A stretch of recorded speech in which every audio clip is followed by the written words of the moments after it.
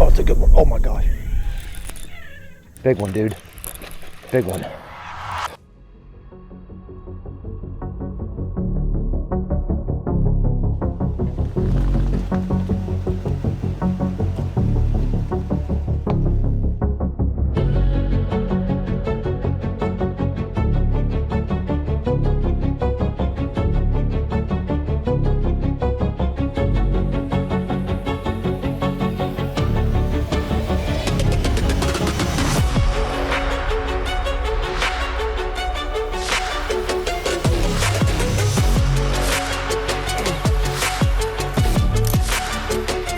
Did you get that, sweetheart?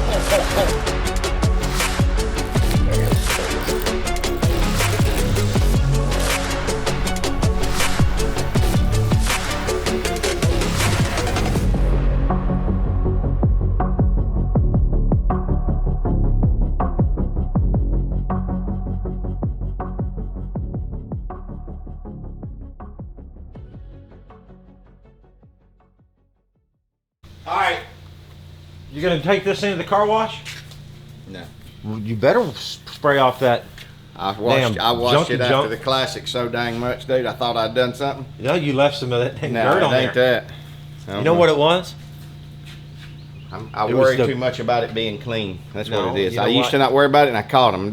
I sit out here at night and I clean it and polish the motor. How does Matt keep his look? There's not even. I don't understand this, dude. I don't really. Did you wash your truck, dude? Yesterday? Okay, I'll see. Did you wash your truck yesterday? No. When was the last time you washed your truck? Before I left. Before I left. Before he left. Before he left. Look. Look out, incoming. How is there not any dirt? Like, no dirt, dude. No dirt. No dirt. No dirt. No dirt. The only dirt is that dirt. There's not even dust on his wheels. You gonna go buy some more paydays? That's what happened. Yeah, dude. Tell them what happened. You bought paydays. 2 Gatorades and 2 paydays. Because it's the cut day. It's cut day. I need a payday. I was gonna get me a payday. I got to the boat, put my Gatorades in there and a bag of ice. Dumped my ice in there, and I got all my trash out of my cooler. Threw my paydays away with my trash. So that's another $5 I lost.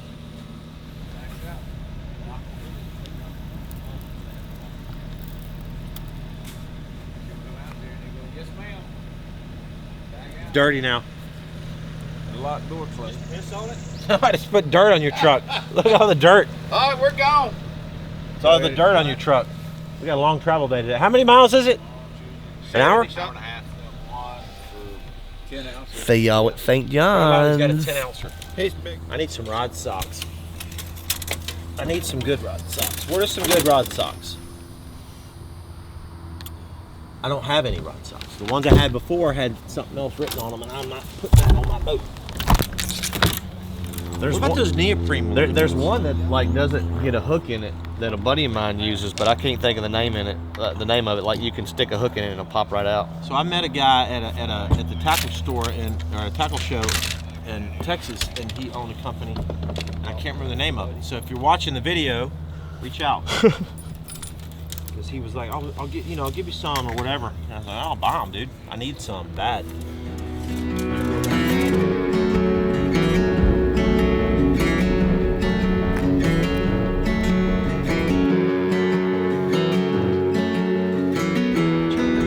Right there, Crescent City Fish Camp. All right, here we are. All right, let me break this down for you real quick. So we are St. John's right now. Crescent Fish Camp, I think is the name of it now. So we were here before. It was a really great place to stay. Jason Manager, a good friend of mine, owned it. He sold it since then to new owners, and they've really done. And I'm looking at all this because this wasn't even all set up. There's a pool. There's the whole campground. They have trailers. It's really cool. We'll show you way more about it, but this is where we are now. There's a boat ramp here, and this is perfect. So I'm excited about this little deal and excited about showing y'all the accommodations they have here at this place. So, good stuff.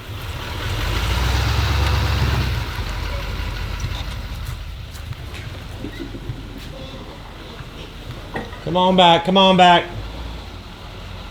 Come on back. Hey, look at these marks. Is that from the power? I think so. Wow, it's still there. I think they're still there. Unless somebody else did a new one. Those look, I don't know, that looks kind of old. Yeah.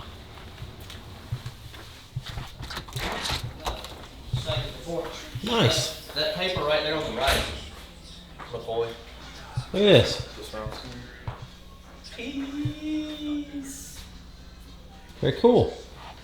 It's like we've been here before. Gonna have a shootout tomorrow. We have been there before. They're gonna have a shootout tomorrow? John Garrett dang caught another big one. Just now? No, a little while ago. Huh. JT Tompkins got Y'all have about a 20. 4-pound lead, which, you know, Florida ain't much, but. None of the Apopka boys caught them, dude. 10 pounds, 11 pounds. Yeah, they made it. They both made it. Well, they were already in it, but they were already in position to make it. Ed Locker caught one 5-pounder. Down there? Yeah, Yeah, he caught he 5. showed him flip it up. Well, you ate it. Well, yeah. What do you You mean said now? Scott Martin. It was on his pillow. It was actually on the pellet. Look at this. But it's probably meant Man, look at you. This It is was actually meant not. for Scott Martin. Don't eat that Reese cup. That's Scott. Yeah, it was probably meant for Scott, but it was on Matt. On it? It's. I'll take a bite. Make sure it's fine. Scott. That's so nice.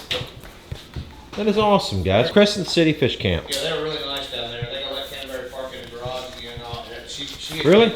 She had cleaned that garage out. Said he could park in there again and everything, dude. I mean, Really? She's awesome. Yeah, they all Dang. are. Welcome to Crescent City Fish Camp. We're so excited to host you and the team. If you need anything, do not hesitate to ask. Enjoy your stay. That's awesome. See? That's hospitality right there. Oh, they're super up there. We walked up there, they already had the door open, but Really? when we got up there, they were expecting us and they were super. Tackle shop? Yeah, Still pretty good? yeah, it's nice in there. Wonder if they have any hair jigs. No, I wasn't looking. But they had a lot of stuff in there. Same thing they had last time, basically. And that's the other thing that's neat about this, because like is there a tackle shop around here? You ought to see all the tilapia on bed in there. We could go snag them and cook them. They're all over right there at the seawall. Really? Yeah. We can catch them. Flip in there, Not they'll today. bite. I caught one yesterday. Yeah, Well, they really just bite? rolls to be on the water. Yeah, you can't make a cast in the water. But I could. Yeah, you can. McCoy could get them. That's right. We can't catch tilapia? You can't can't get on make the a water. cast in the water. What are you doing? I got these at Cracker Barrel and Bean Boozled. So I just dumped some out. I'm gonna eat them. And I set these bag in there. Just set it in there. Everybody always if I get some candy or something, everybody just eats it. So they'll learn their lesson this time. There's like dirty socks and dead fish, all kinds of weird flavors. So I'm just gonna go in and eat some and set them down. It's Black Bass and it's Black Friday, y'all. We got a big sale going on at GoogleSquad.com. Up to 75% off site-wide. And when you spend this dollar amount right here, you get an entry to win Rob's boat. So go get some gear and go get some bass at GoogleSquad.com. I got some jelly beans. Anybody wants any? Cracker Barrel. You should have got those ones that said there was a Krispy Kreme one. I started to get some of those. They had like, the sour ones are my favorites. I used to get a bag every time. They're so good. Yeah.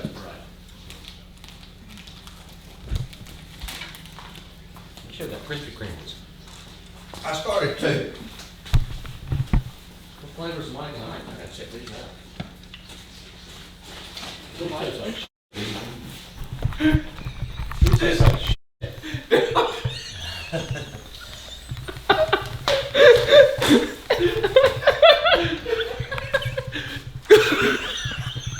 Oh no, what did he do?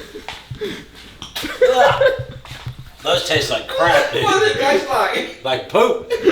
Oh no, what did he just eat? I got a bag of them Bean Boozled ones. They're all crazy flavors, you know? Oh my god. Like raw fish or something. Oh! I put them in there with them. God, those are nasty. Dang! You knew you'd be the first one to grab them. Yeah. How How do you know which ones? How do you know which? I don't no more. So they're the same colors? Yeah. Oh, those are nasty, dude. Like what? Like for real, what flavors do they come in? Like the crazy ones. I'll go get the bag. I left it there. What did you find in that? What are those? Poo jelly beans? Bean boozled, you know. Oh, What are they? What are they? Bean boozled. Like shrimp and fish flavors. He grabbed all. He always, if there's candy around, dude, he's Hey, on. that first handful, he just ate them up like it was. He didn't have one. He must have missed them. It tastes like dead fish, dude. Liver What and did it onions, cappuccino, old bandage, rotten egg, stink bug, dirty dishwater, barf, booger, They look the same now. You take a choice, it'd be peach or like dirty dishwater. stinky socks, and there is dead Let me fish. see- let me see. Dead fish is one of them. Let me see. I bet the bag smells bad. God, the bag smells horrible.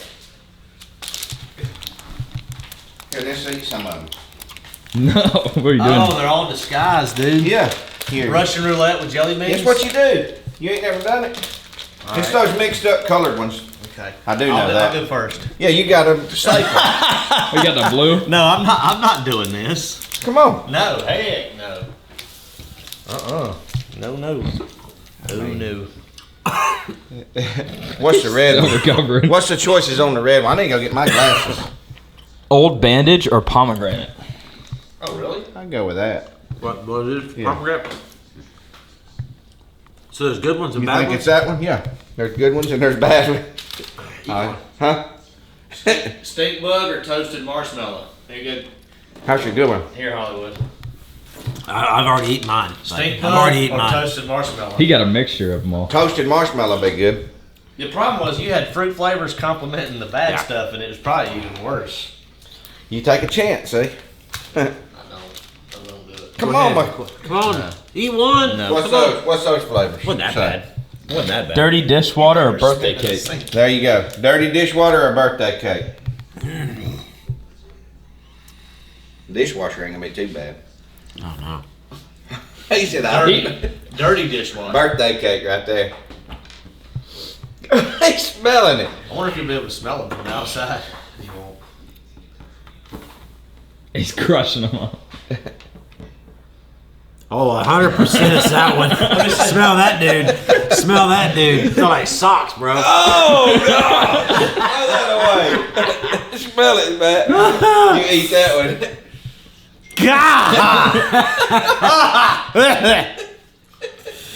That there's birthday cake. See, it was a good one. God, dude, it would have been better if you'd have just. I mean, because they're all. I thought they were going to be like different All colors. right, your turn.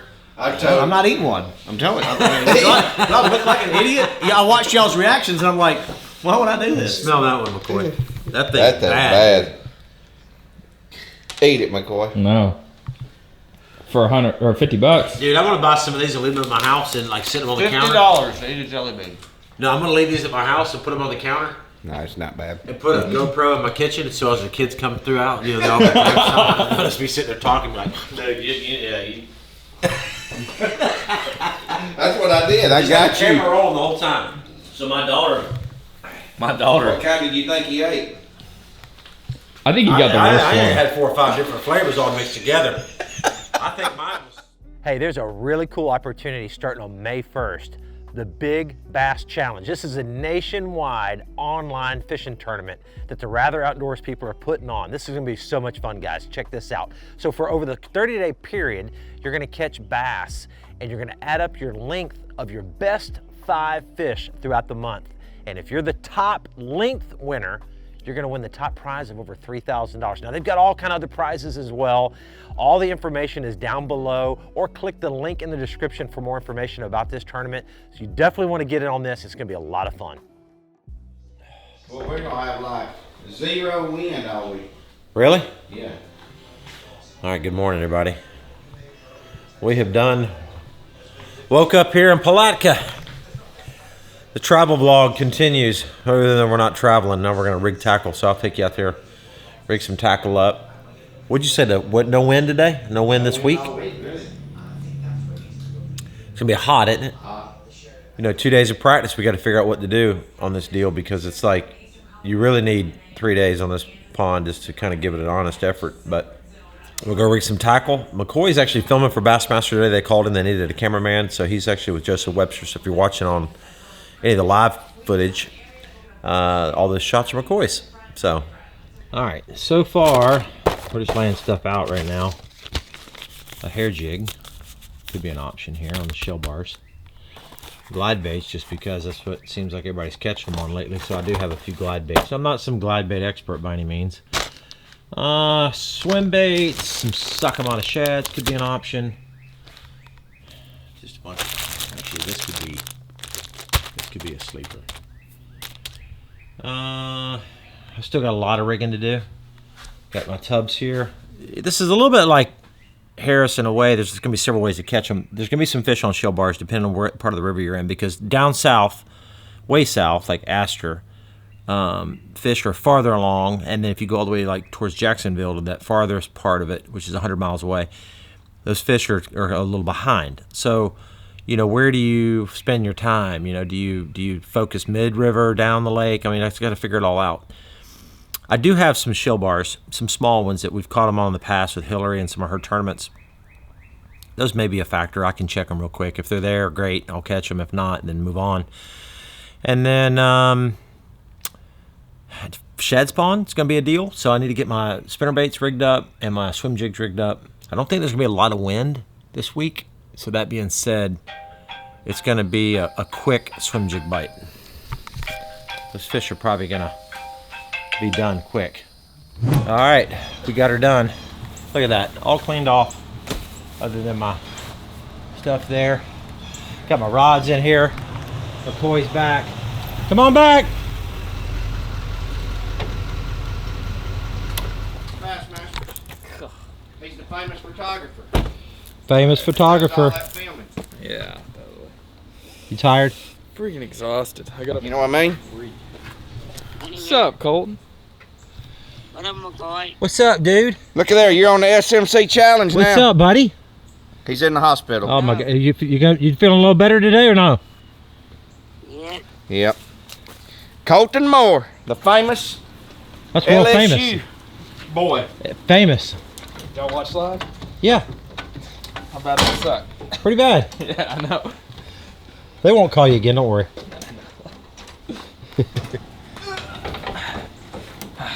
Get all Once your you got stuff it up, once you got it, after you, like your first thing was always shaky, but then That you thing's held. heavy. Like, I have a lot of respect for those guys. Yeah. That thing's heavy. Which camera are they shooting with? That big JVC? It's like that. Yeah, it's a JVC. The live, It's live like modular. back heavy. So you're like, Yeah. it's terrible. Hey, was he fishing that same stretch of trees? Yes. I knew It's it. exactly. It's so slow. Like, really slow. So We spent like 3 hours in there. really, how many did he catch there? 3 or 4? Maybe, yeah, 3 or 4. Good ones too, right? The best ones, yeah. Golly. Like 3.5 pounder was the biggest. I know. I saw it. I was like, that's my stretch. Yeah. I looked around. I was like, that's exactly where we're in practice. I know. I went there and fished there on day 2. And yeah. The first place we started was just like a patch of hydrilla mixed with eelgrass and shell beds.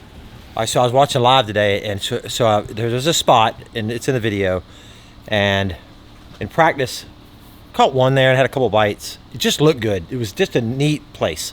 And so I went there on day 2. After I fished my first spot, I went there second, and I fished through there with a spinnerbait, and it's when I got hit with the spinnerbait between the legs. Yeah. I actually got whacked right in the nuts. But anyways, I didn't catch anything, but it just goes to show you how, like, I didn't fish it correctly. And so now the tournament's over, we can talk about it. So he was doing what? What was he doing? Was it later in the day? Probably around 11 o'clock. Okay, so I was there at like 9:30, 10 o'clock. Yeah, he didn't go there until late. He knew it. So what was he doing though? What was he throwing, a swim jig or a spinnerbait? Chatterbait and a swim jig. Yeah. That was it. That's really all he threw. Yeah. Other than a speed worm. And he would just right by the trees or like in the grass? No, like between the trees. Yeah. Made the swim Same jig place through I the was grass. throwing, but I was throwing a spinnerbait. Just goes to show you sometimes how, like, the fish were there. They didn't just show up the day. He's probably been catching them there all week. He probably caught a lot of his fish there, to be honest with you, most likely. Yeah. Just goes to show you how you can fish through an area and not have the right lure. And you think like fish are stupid, right? Bass are dumb. They're just going to eat anything. If they're by the tree, you just throw spinnerbait, a chatterbait. It doesn't matter what you throw. It does matter what you throw. It does, because I went right through that whole stretch. 0 bites. What do we have? Kenver's been cooking. All right, guys. We eating good tonight in the SMC house. What do you got? We got a big old Mississippi pot roast. Mm-hmm. Got a little rice. We got some rice, green beans. Some little rolls. A little bit on the burnt And Mississippi side, pot roast is the deal. Mississippi pot roast. But we're not in Mississippi. Sorry. What makes it Mississippi, by the way? Pepperoncinis, I think, is what the pepperoncinis in it is what makes it that. I figured it might be like raccoon or something. Yeah. Oh no! What do we have in Louisiana? What'd y'all eat? Squirrel. Y'all had squirrel. Yeah. He had squirrel. Yeah. Yeah, I did.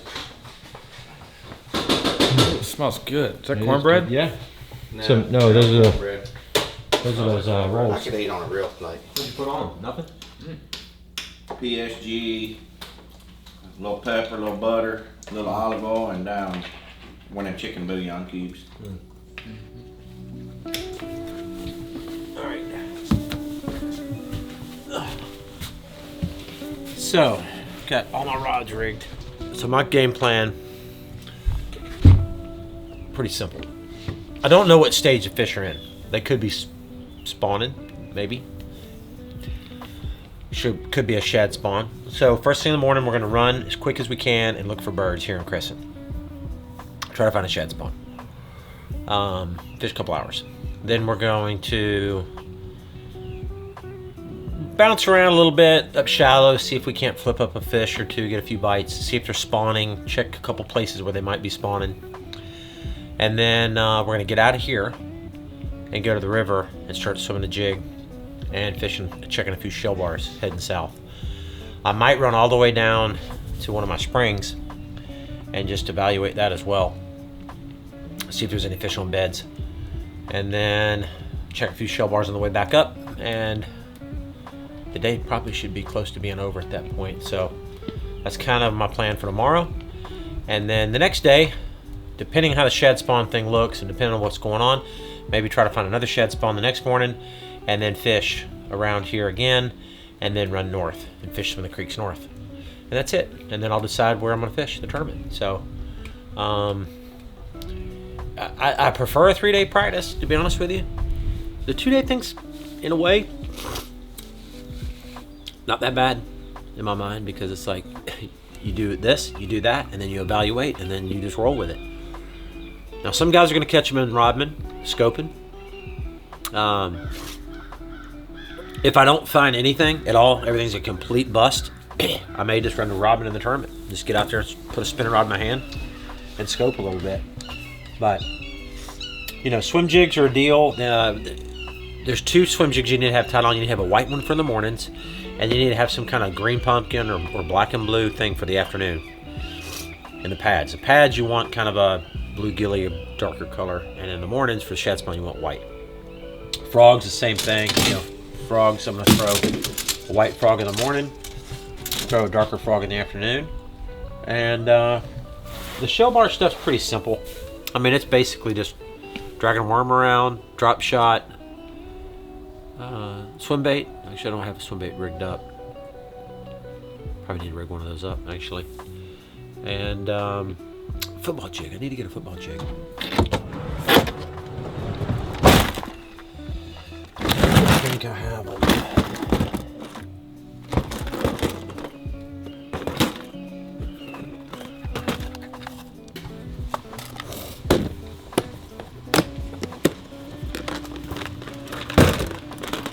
And this bass fishing is a lot harder than you realize, guys. Been doing this a lot of years, and the bar is definitely raised now. You know, I like live scope. I like doing all that, but so does a lot of other people, and they've gotten good at it. It just adds another element to the mix here of things to do and things to check. Just another thing you have to focus on. What size is that?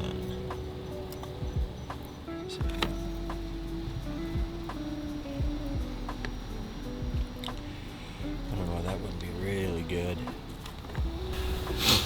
You gotta go to the lower spring and check.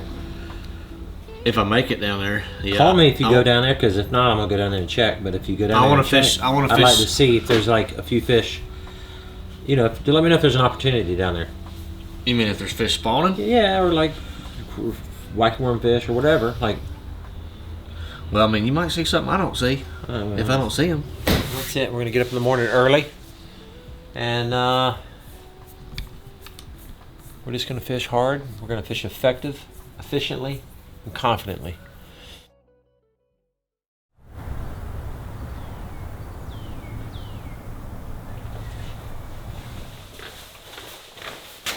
Good morning.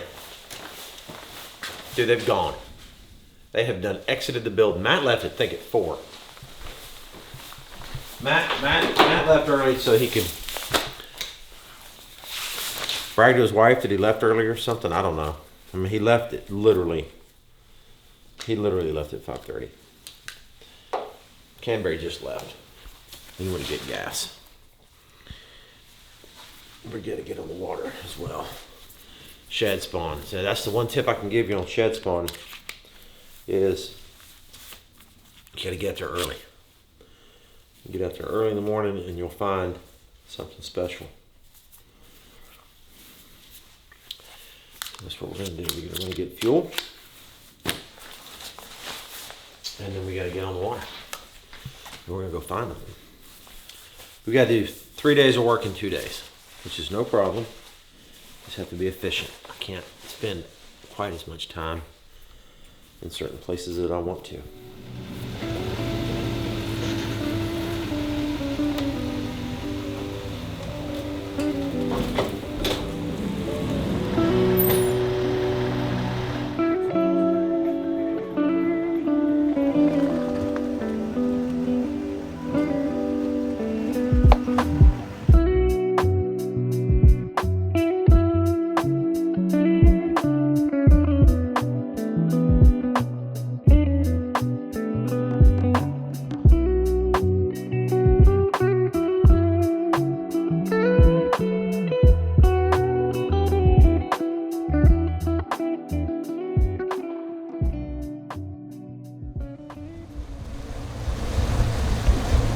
I think this is where Hiller and I and Rafe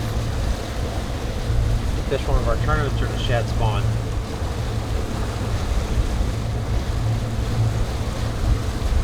Pretty sure. If not, there's a lot of birds here. The only issue with the birds right now is they're not feeding.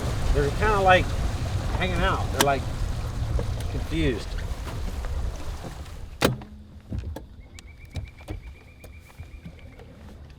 That's a good deal.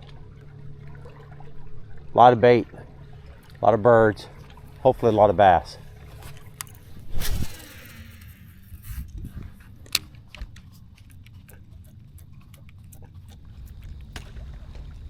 Oh, that's a bass, bro. That's a bass. How do you miss it?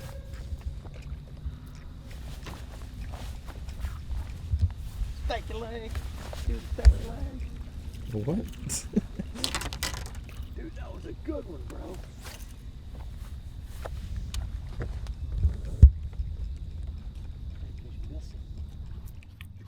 Oh,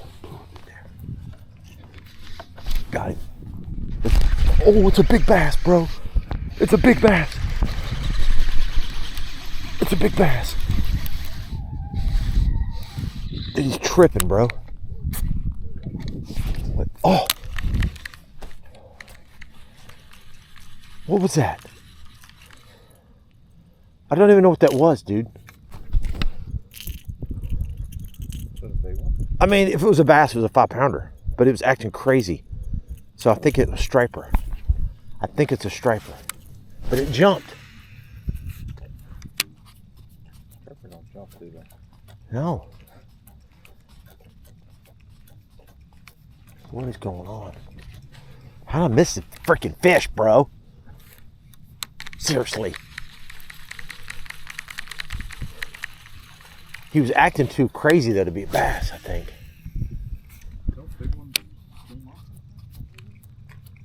You would think.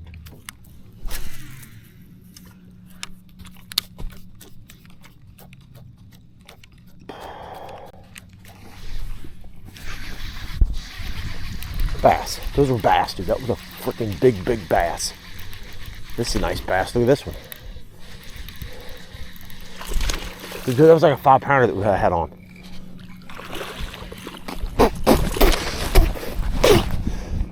What I'm talking about, dude. That's what I'm talking about, bro. Bro. Those are all big ones in there. These are all big ones in there.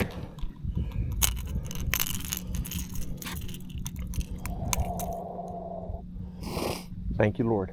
There's a lot of big ones right here, man. A lot of big ones. Wow, look at that bass right there. That's a big old nasty. The one I had on before was huge. Huge. Huge.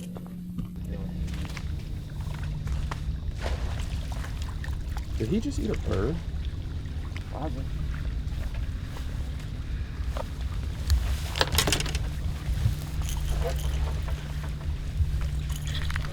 My thoughts are like another level of ridiculous right now. Like, oh my gosh. Dude, I've never in my life been on a bite like this. And I say this because I'm not even catching them. I mean, I've had a couple hit. Guys, you hear about the term shad spawn. And you always ask yourself, what is that? That is a shad spawn. Ridiculous, dude. All the shad are everywhere on the bank.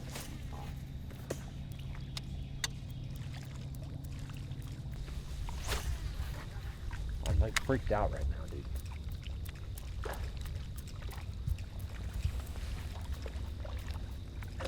I've never seen. But what's crazy is I'm not doing the right lure. Like it's not the right lure.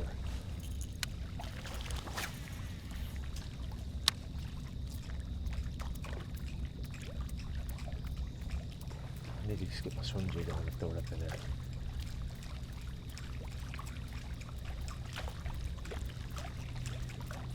Ooh, here they come. Here comes the bass again. Bass coming back. See how the birds are walking this way?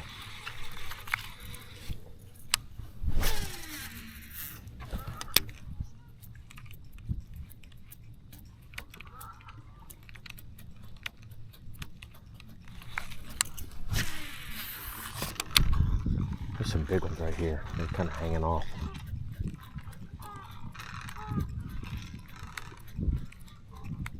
They stay here. If I can, you know what I'm saying? Yeah. I mean, 100% I can catch 20 pounds right here. I'll figure out how to catch them. I'll figure it out.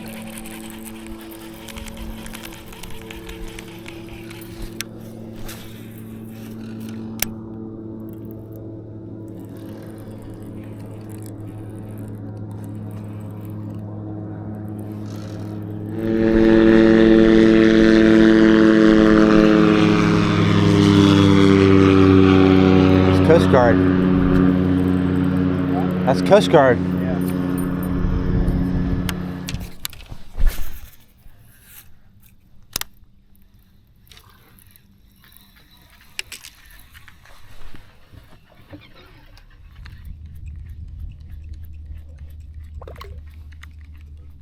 Huh?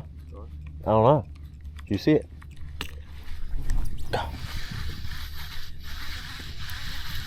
Big bass, dude. They're out here.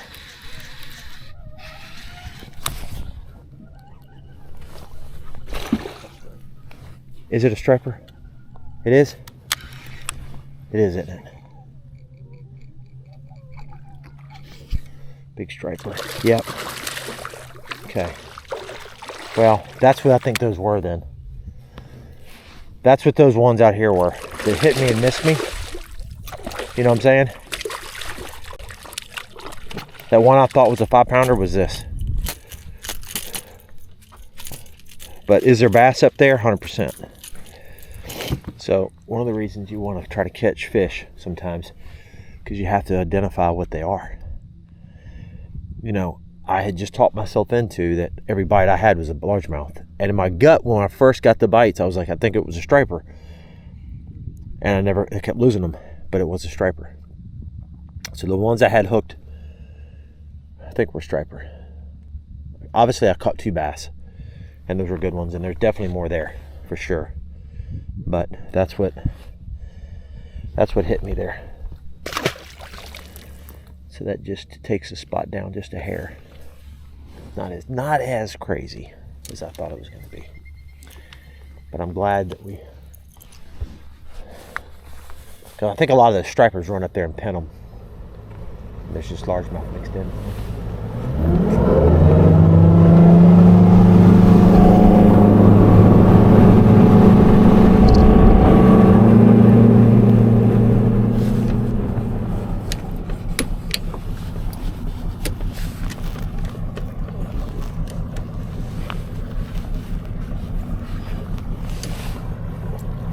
So what I just did is I just tilted this down.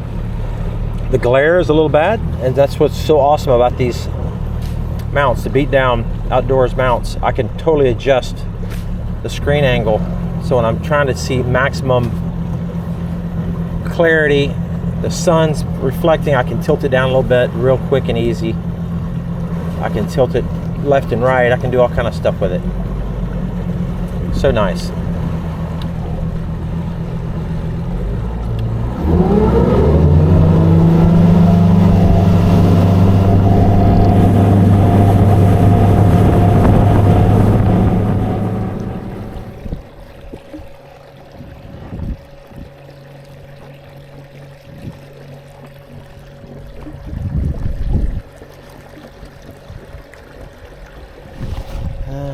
Saw a crappie so far, and a little bass swimming, no good yet.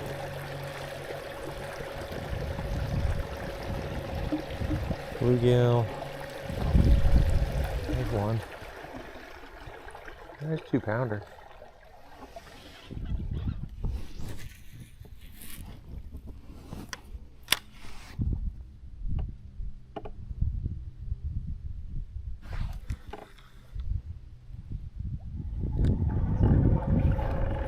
Got a couple fish on beds in here in this creek in the spring. Yeah. A couple cruisers too. I don't know how to catch the cruisers. There's 1 pair in here. Nice. Yeah, but I mean it's like you gotta find a lot more than what I'm finding. Yeah. I got you. Oh, hang on a second. Oh my gosh, is that a big one right there?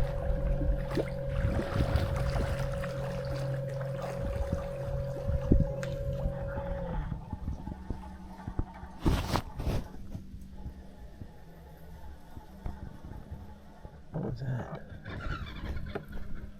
Well, that looked like a big one in there.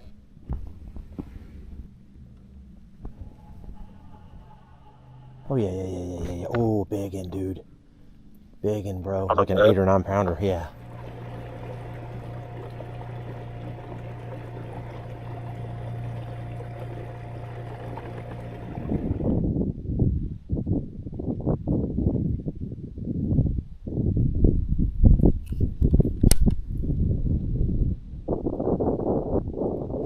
Alright, so here's the deal.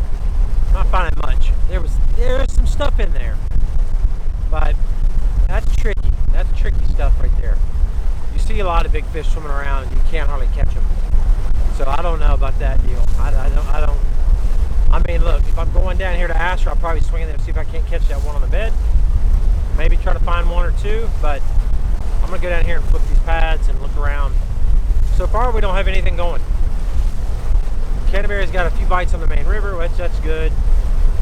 The shed spawn deal, I mean, I know I can catch a fish or 2 or maybe 5 out of that deal we found this morning. I mean, if I catch 5, they're gonna weigh a lot. And I don't see why we couldn't catch 5 bass in there, to be honest with you. So, we got, I don't know, 4 more hours to fish. We need to find something pretty special. It's getting complicated.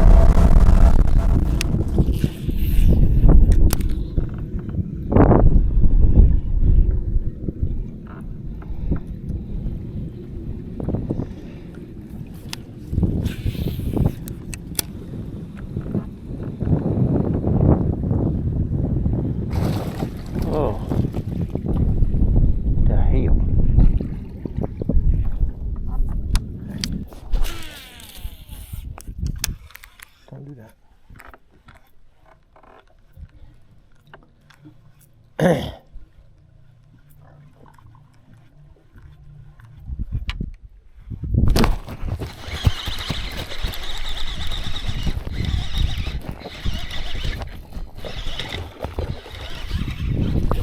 That was cool. That was cool. Okay. That's an important bite. Post spawn fish. Frog, frog. Frog, frog, frog. Okay. Alright. I've had 4 or 5 bites down here on the frog. They're all small. Like literally small. I kind of like 2 days of practice because there's just no fluff. I mean, you just go right to, it's either in or out. And right now, it's out. There's not like 3 days of practice. You almost like got too many options going on. So I think we fished pretty effective, pretty efficient. We covered a lot of water.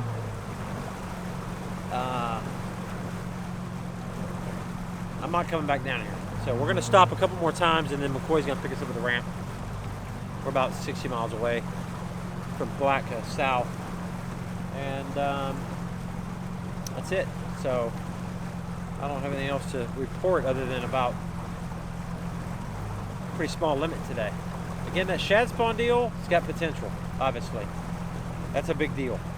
There were stripers mixed in, but there's also bass mixed in. So that right there, if things go just right there, that could be a big deal. And then need to figure out what to do the rest of the day. So we got all day tomorrow to figure it out. That's just what we're gonna do. They got us fishing some wacky times of the year now. Yes. I don't know. And we only got 2 days of practice, so. Yeah, y'all start Thursday, right? Yeah. I don't know, man. What kind of weights have been taken in the tournament? We usually fish the Wednesday nighter. We got like a little Wednesday nighter down out of Whitehair. I think last week was like 15 pounds. Yeah. 5 fish limit. Slackwater puncher. Yep. Go in there and fish stocks. That's good, doesn't it? You get more bites on the pond? Did I tell you I got 2 flipping pads, but I thought there might be. Yeah. That was it. So 7 bites, I guess. How about you? I had 5 frog bites, and they're all little, all 13 inches. And caught 1 flipping the pads. It was 1 3/4 pounds. And it sucked. I'm going back. Dude, that low water's got it messed up, dude. Bad. Canberra caught a 6-pounder off the shell bed today. I know. That's gonna be the deal, obviously. Especially with the water low. Yeah, that's what I'm saying. How many? Robin might be good. Yeah, I think I'm gonna fish north tomorrow, and I'll just go to Robin blind, dude. Would you? Heck yeah, it's just right out in the middle. You just go out to the middle, dude, and scope. For real? 100%. And just hope you catch a big one. Just go out there and just go right out to the middle of every boat. There's gonna be 8 or 10 or 15 boats going around a circle. Yeah, you're right. I mean, you can't. I'll claim the whole place. You know what I'm saying? Tackle warehouse. Ah, good. What'd you order? What did I order? He saw Trey McKinney, and he's like, I can fish like that guy. I caught 4 gar and 1 bass. You caught 4 gar? Yeah, big ones. That's good. Tore my jerk bait up. That was a big gar. I saw the picture. That's a big one, dude. That was humongous. Here, I'll show you a picture of it. You had a camera on today? No, he was sleeping. He's got my camera and he was sleeping. I didn't leave it no 5:30. That would have been a good one to get a picture of. Dang. That one would have been even better. Dang, dude. That would have been a good one. Oh my gosh. That gar would have been really good. Dude, look at that thing. I'd catch them in practice. Dude, I can smoke them. Here, you get a trophy. Yeah. Get a coat. I can smoke them in practice, and I used to not do that. I catch them. I don't catch them in practice, and I don't catch them in the tournament lately. And I don't catch them in the darn. Yeah. You already took a shower and stuff? Yeah, I was first one in at the ramp this morning. And first one this evening. I got in at 6. I got in at First one in. I got in at 6:20. No, Todd Otto was already out. I got out at 6:45. 12 hours. Yeah.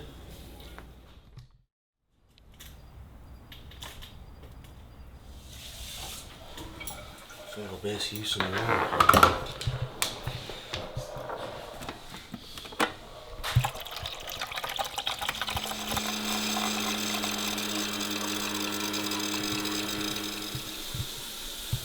I didn't bring any of my sun shirts, dude.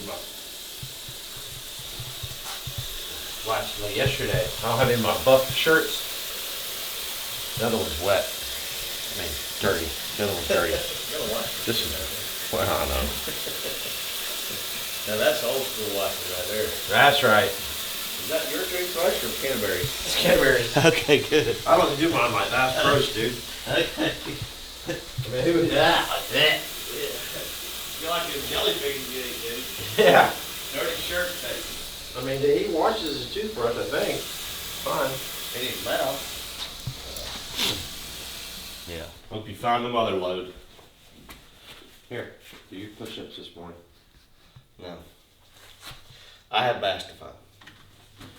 Not abs. Come on, it'll help your pickleball serve.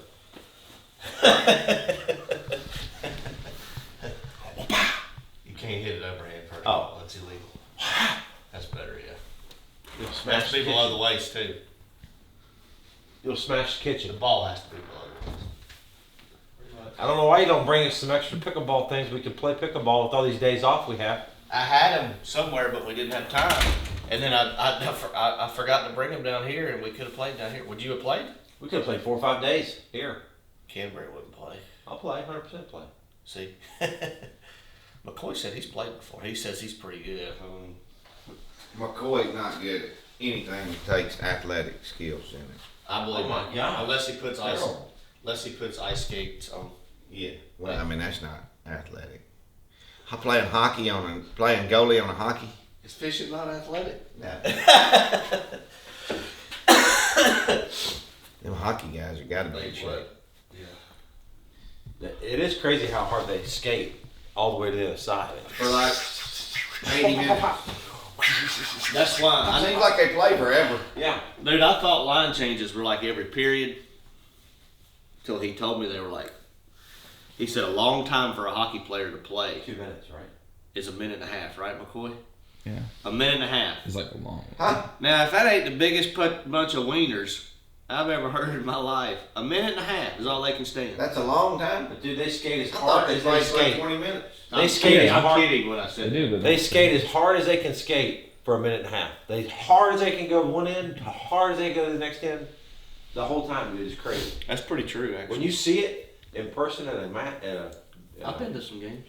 dude, The it's goalie crazy. never But I know, comes They're out. going so fast, they slam into the wall, you know, because that's the only way to stop. It's better than just slam it. They like putting people in between them and the wall. Yeah. On the other team. Sounds smart. You can kill another man with your bare hands, and you're in professional fighting. I mean, that kind of part of it, right? I mean, you still have a ref to call it, call the fight, I guess. When Interesting to see the temperature change. You know, like during the day, 12 o'clock on or whatever, most days feel about the same. But mornings are always so different. Some mornings you wake up and it's 59 degrees and it's kind of, you feel that little bite, that little cool air bite. Some mornings you wake up and it's 71 degrees. And it's like this morning, I don't know, it feels like it's 69 degrees or something. A lot of times that will make that shad spawn even better, froth them up. So, I'm gonna go get some food, get some ice.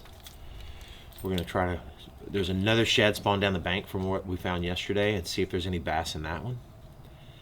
There's gotta be a school of bass somewhere on one of those shad spawns where we pull up and you're gonna catch majority bass instead of striper. So, that's what we gotta do this morning.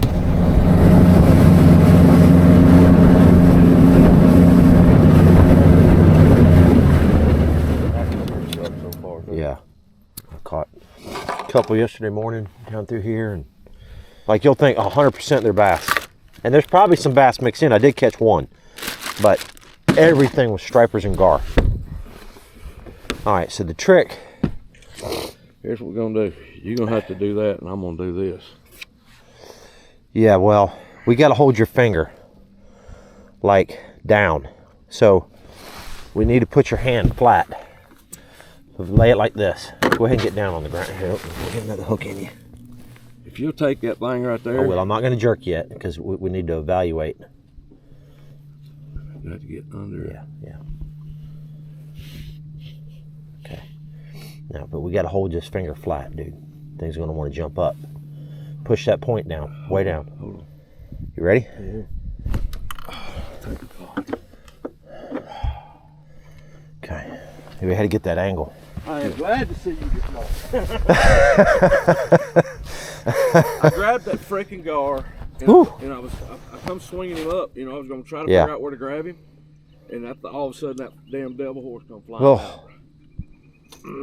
Just glad you didn't have him on your hand with that. That's what happened to me. I was at Harris. He got me. He cut me there and got me there. I had it at Harris. One got me, and dude, he sat there in the water, didn't move, and I was like, oh my god! And I was trying to get the finger, and it was just barely in, and I got the hook. The minute the hook came out of my hand, it went bonkers. Thank you, sir. Yeah, man.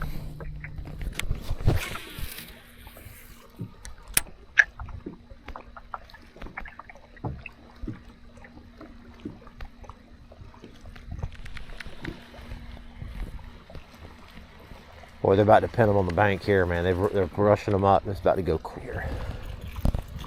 Oh my gosh.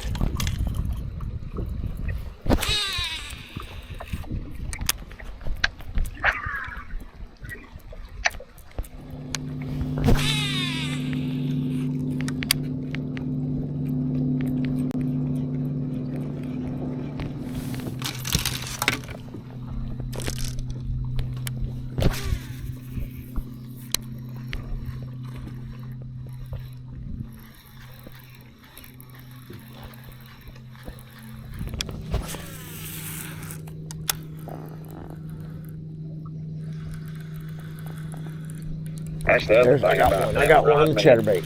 Huh? Got one on the chatterbait. Right here, 3-pounder. Chatterbait. He didn't get hung up that time.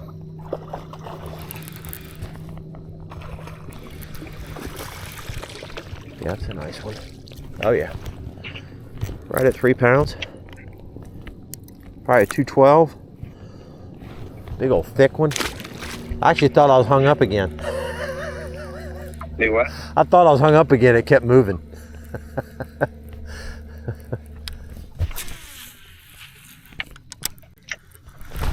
Oh, there's a good one. Oh, I got another good one.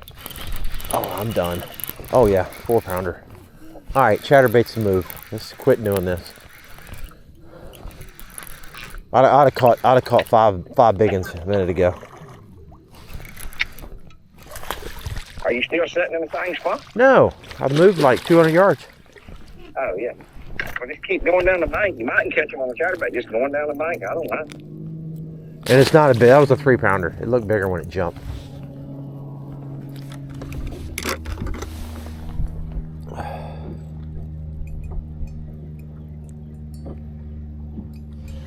All right. Can I catch a 5-fish limit over there? I don't know. Don't know.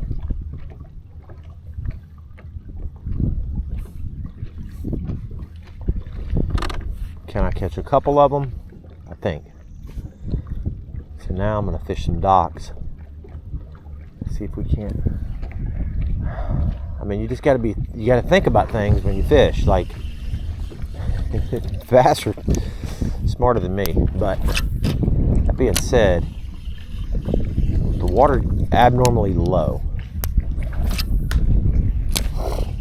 The water abnormally low. The bass should be on these docks pretty good because all that cover that they're normally on is too shallow.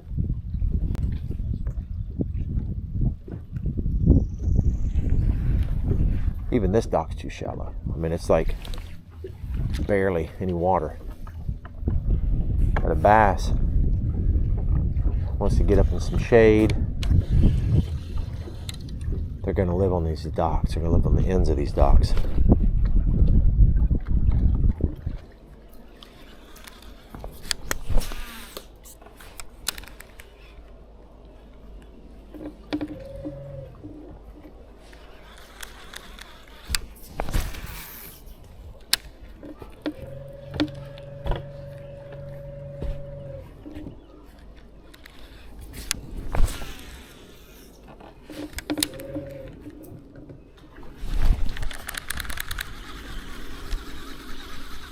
Maybe that's what he's talking about.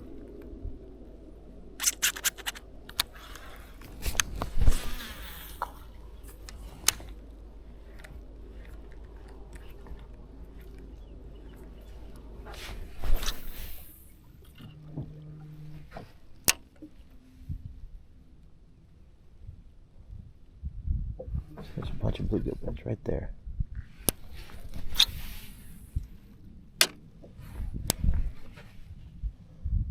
Definitely bluegill beds, not tilapia.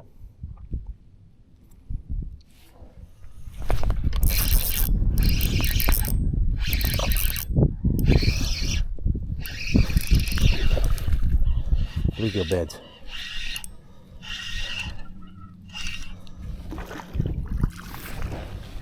Bluegill beds. Okay. On bluegill beds. That's what they're on. Oh, I got a bite. Oh yeah. Hold on. How big is this one? Hang on, I got one. Another 2-pounder. Oh, threw it back at me. On bluegill beds.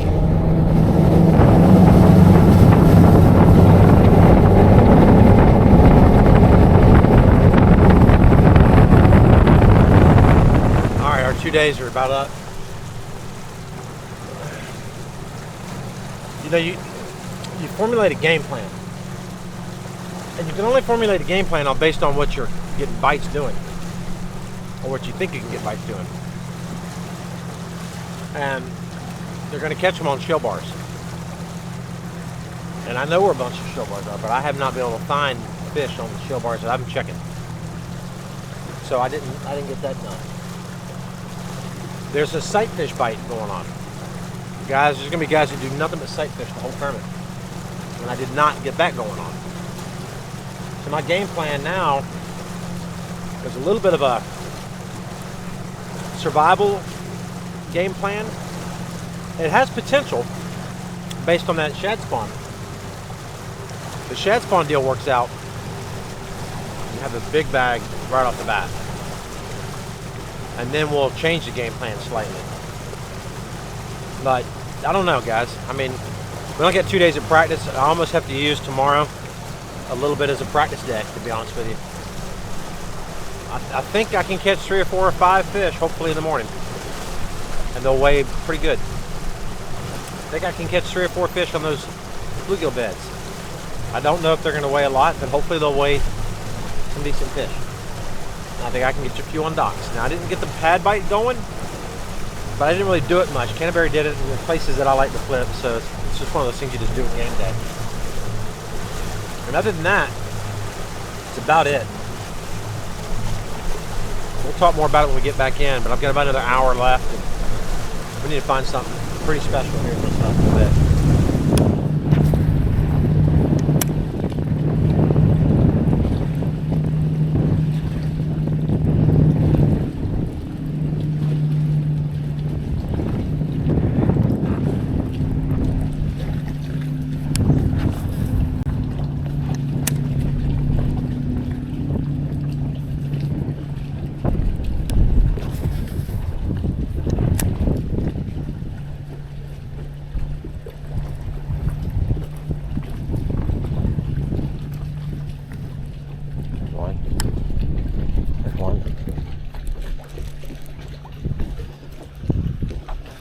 Come on, bud.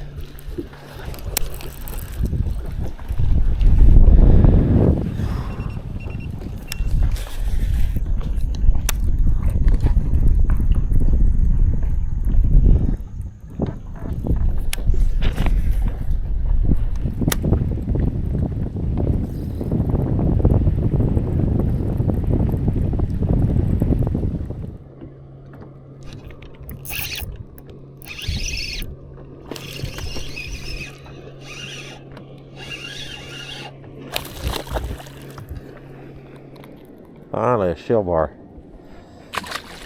Finally a shell bar that's got some fish on it. How about that?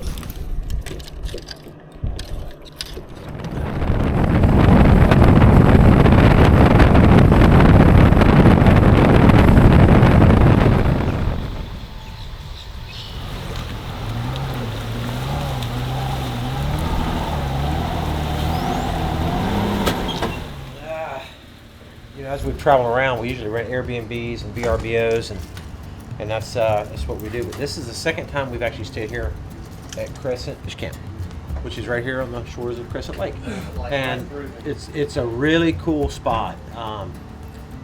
They've got so many cool accommodations, guys. I want to tell you all about this because if you ever come to St. John's for a high school tournament, you come here for a bass tournament out of Palatka. It's a 30-minute drive to Palatka in the mornings, easy. All the gas stations are open early here, but this place here has everything. They've got beautiful accommodations here. So they've got tons of parking for your boat. They've got hotel rooms, RV park, which is great, as well as these park model trailers, which are really well appointed. They even have some houses on the property that you can rent, and tons of great parking, beautiful swimming pool, and even they have gas on the water for your boats, launch ramp right here on the property, so you never have to leave. And they have a tackle shop inside the office there, which you can get stocked up on all the stuff that you might need. Crescent Fish Camp is an awesome place to stay, and thank you very much for allowing us to come here and enjoy this place. And again, if you're ever in this area, fishing a tournament, high school, whatever, just want to go have fun, it's a perfect part of the river too, because you've got everything from Dunn's Creek down Murphy's, all this stuff. Rodman's right across the way, so it's a very centrally located spot here on the river. Wacky Doodle. Just a bunch of Wacky Doodle. I'm on the Wacky Doodle pattern, dude. What's that mean? Catch Catch one on every rod? I feel like I'm back before I knew what I was doing, and I just had to catch them stupid, dumb ways. One here, one there. It's Florida, dude. I should be dialed in. I should be going, I'm only doing this and this, and just be doing it every day like a machine. So you're gonna fish brim beds, a shell bar, a shad spawn. Yeah. Fish mystery pads. Keep going. Skip dock with a chatterbait. Ooh, I like that idea. Yeah. That chatterbait, is that the one? Is that the juice? Strange. I hate that people are watching our videos and just feel like I'm lost. I don't feel dialed in. I apologize, guys. Not for the lack of trying, that's for sure. It's just, I don't know what to say. I mean, I think I'll do okay, but I just really wish I should be more dialed in this. I should be more like, here's the two things I'm going to do, and I'm just going to do it all day. And I'm not like that. Just kind of a little jump fishing. But I think that little bluegill spot could be a very important little deal, especially if some big ones show up in there, which I think you have a chance of catching a big one. Personally, the shell bar deal, that's a timing thing. I'm not too amped on that. And then just getting, what I'm hopeful is I can go catch a good bag in the morning, and that'll take a lot of pressure off. And then probably just go flipping and throw chatterbaits on docks. And maybe even run down in the spring and go look for a big one if I caught a good bag right off the bat. If I caught 5 on the shad spawn, probably would do that. So a lot of things will kind of transpire tomorrow. If I go to the shad spawn spot and don't catch any, then I'm going to go to my bluegill deal and go probably flip chatterbait and scratch up a limit. So that's kind of where we're at. Have options. The complicated part on this system is that tides do make a difference, and what tide that might be. So as you catch fish, like for example, I just caught them on the shell bar. That's a late outgoing tide. I'm not going to have that in the tournament. Will they still be there? Maybe. But they might not. It's just the way it is.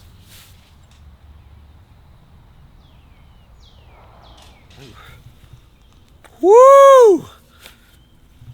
I know what I need to do right now. Wash them gloves. They gonna smell like fish tomorrow anyway. Let's just wear them. Tomorrow I may do something kind of weird and crazy and just start with a flipping stick in my hand.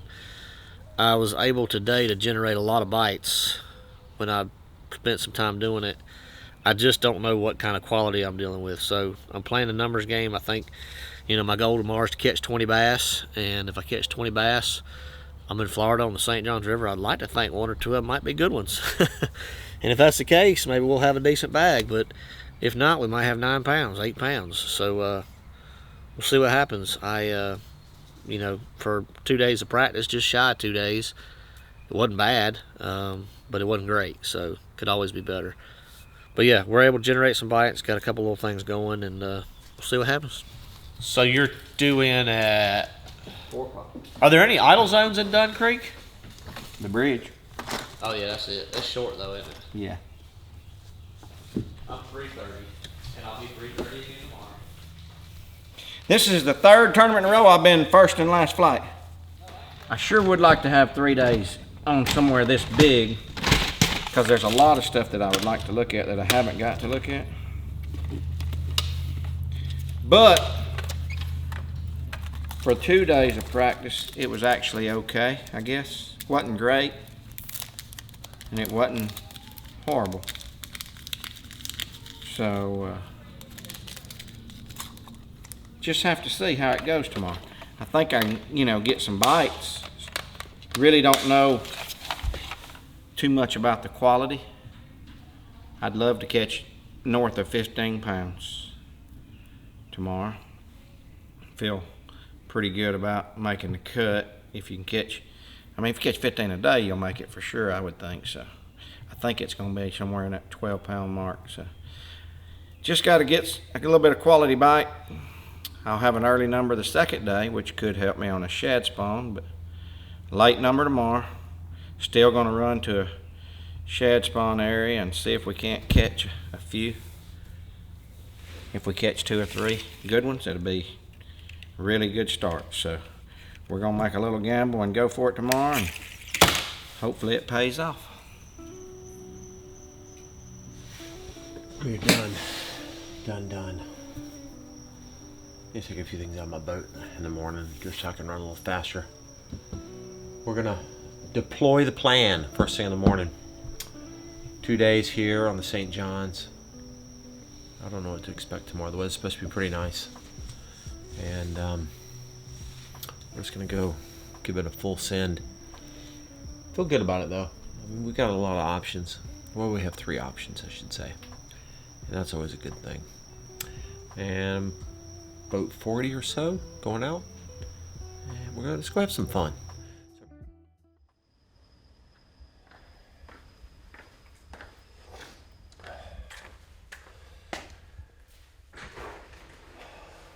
Look, I have Matt area here. You're close. Yeah, you're close. Yeah, How you do it when you wake up in the morning, just like this? No, you just let the wind do it in the boat.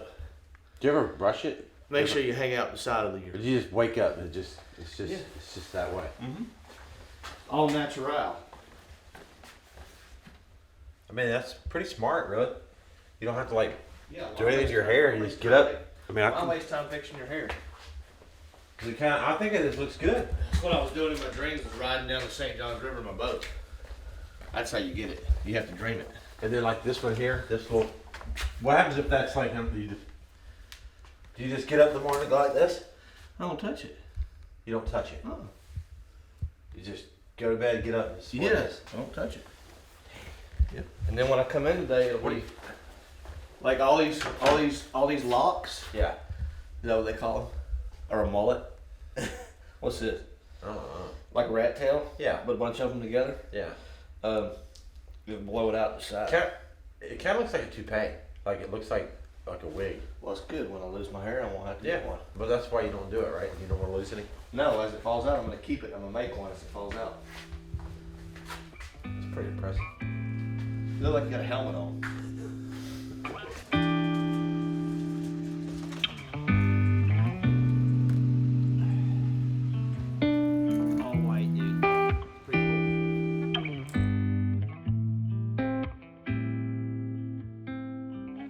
Day 1, Bassmaster Elite here on the St. John's. This is, I don't know, my 3rd or 4th time fishing here in a big tournament. You know, the river's been a little bad to me over the years. We're going to hopefully change that today. Conditions, it's April, nice warm weather. I think you've got fish doing a lot of different things. There's fish spawning still. There's a shad spawn. There's a lot of different things. If you watch the practice video, you can see the crazy shad spawn stuff. You know, at the end of the day, it's just about weight. I just got to catch what I need to catch to make the cut. You know, obviously we want to do really well in this tournament, but you know what? I just want to catch some fish this week. Let's just have some fun and just go catch as many as we can. That's pretty simple, really. We're gonna keep it right between the lines and start off the morning throwing chatterbaits, some top water on the little shad spawn deal, and then we're gonna move to putting the flipping stick in our hands and go to work. So that's the deal. You know, we'll keep our options open for sure. Got a little bit of some clouds this morning, not much. I don't think it's gonna be real windy. We're halfway point in our season right now, so we've got to turn it up just a little bit. Been an interesting practice. We only had 2 days, so that shortened practice by a day. Didn't get to look at near as much as I wanted to, but found some areas to get some bites. Just hopefully we can run into some big ones. See if we can't catch 5 big ones. We've had a decent fish the first day, early the first day, and hopefully we can catch 4 or 5 of them. Just a couple of them's gonna keep you in the game. If you catch 4 or 5 of them, you can get out ahead and maybe you can make a run at it. So looking forward to a good day. We're gonna get out there and see what we can do. I'm ready to get this party cranking, dude. Good thing is, I'm pretty confident I'm gonna swing on some fish today. I just really, really hope and pray that we catch a couple big ones.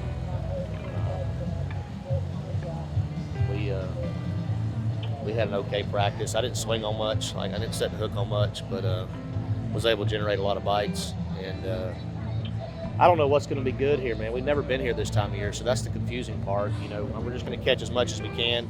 And I normally don't try to burn everything down the first day, but because I have such a bad read on how this tournament's going to shake out weight-wise, I'm going to try to burn it down today and just catch as much as I can catch, and then we'll make a game plan for tomorrow. I do feel like I can run around and generate some bites, even if I run out of water. But again, I don't know how the weights are going to shake out. So we're going to catch what we can and see where that leaves us.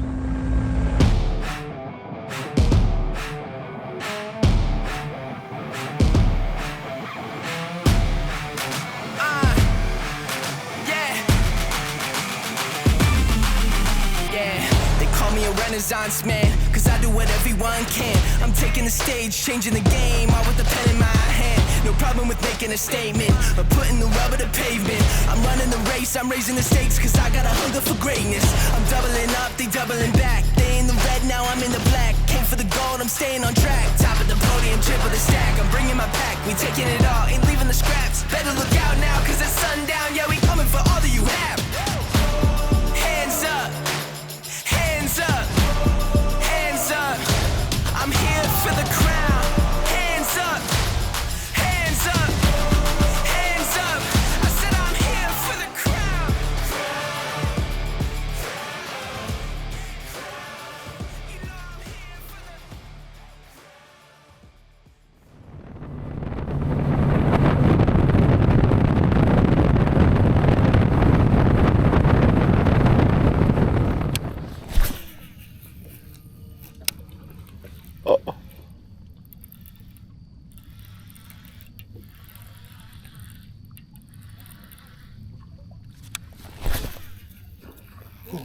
Oh my gosh.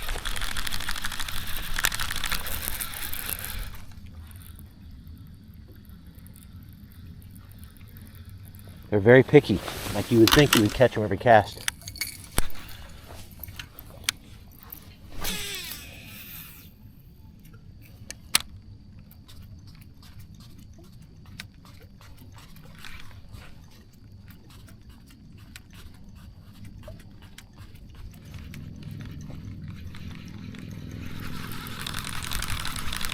Okay, come on, man.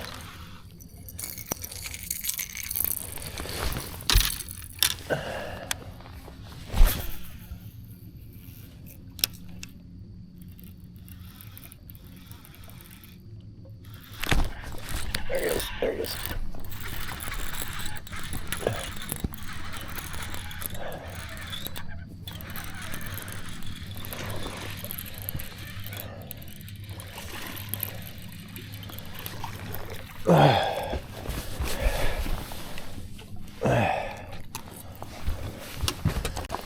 number one. Thank you, Lord.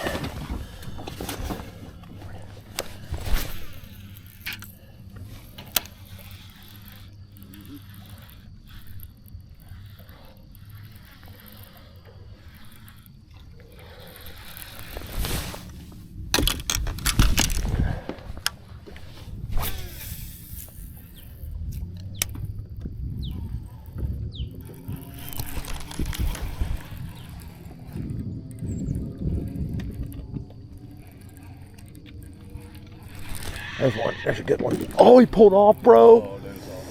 Dang.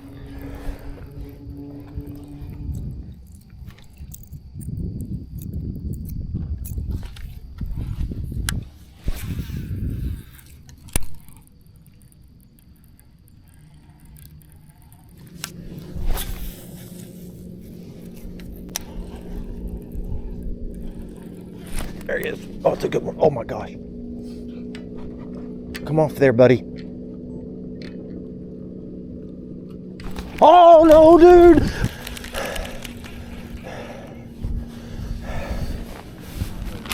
He had me over a log. I just held it tight. I didn't think I was pushing too hard. I was hoping he'd just swim and turn the other way. Snatched it off, probably. Did it pull down and it broke Dude, he off? just had me over the branch, dude. I don't know.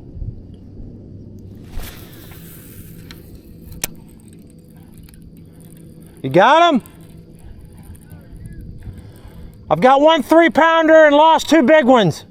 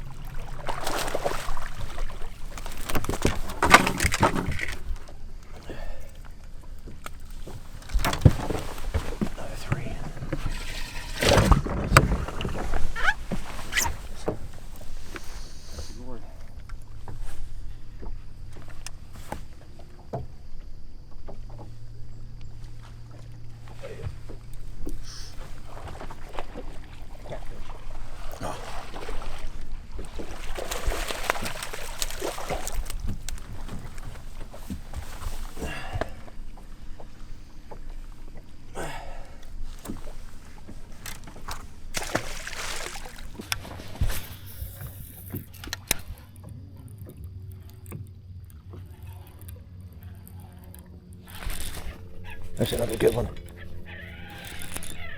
Big one, dude. Big one. Oh, he fell off! Dude, that was a 6-pounder, dude.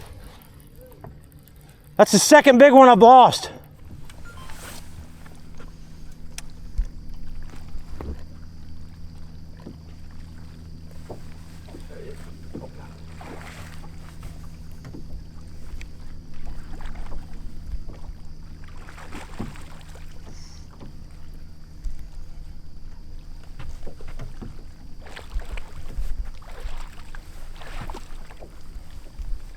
Look at this big one, bro.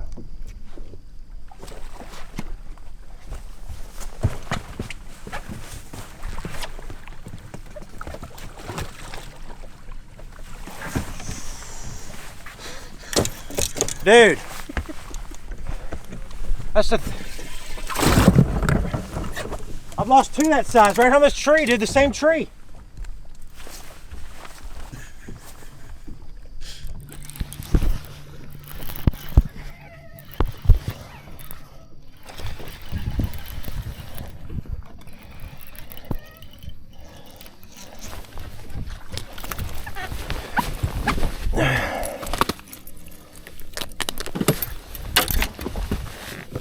Four fish? 4 fish now, right? Sir? Is that 4 fish now? That will be, yes, sir. 4 fish, right? 1 pound. Yeah.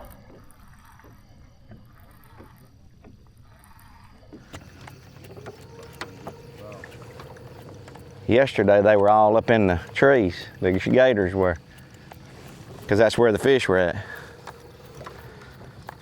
I guess they probably catch them a few bass every once in a while.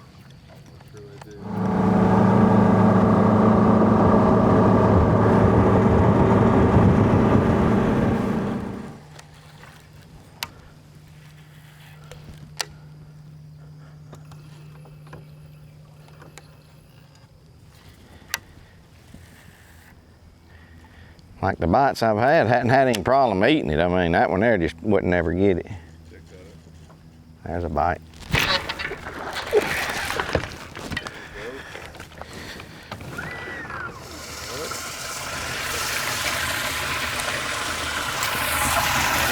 Yeah. That little bitty thing, you seen? Yeah.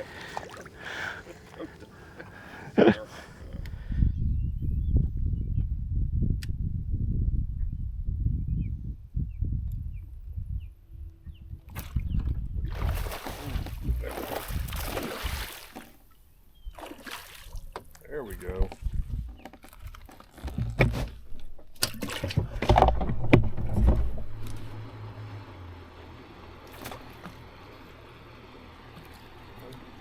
There you go.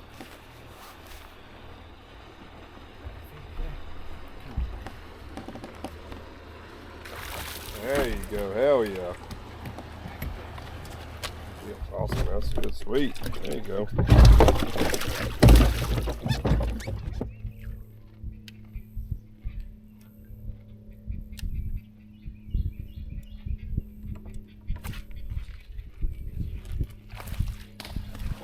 Oh, yep. Oh, maybe not. A little bit. Yep.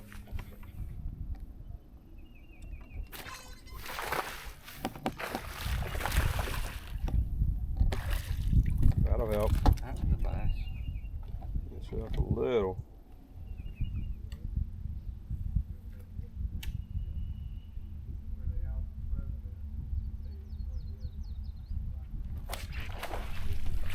Hell yeah. That ain't hair, that's a male. That'll help though. Yeah. But that's the male. That's crazy. That's the one that swam away with your bait earlier? Yeah, yeah. Yeah.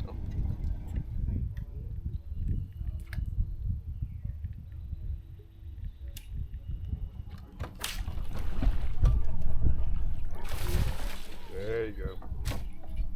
Stay on, baby.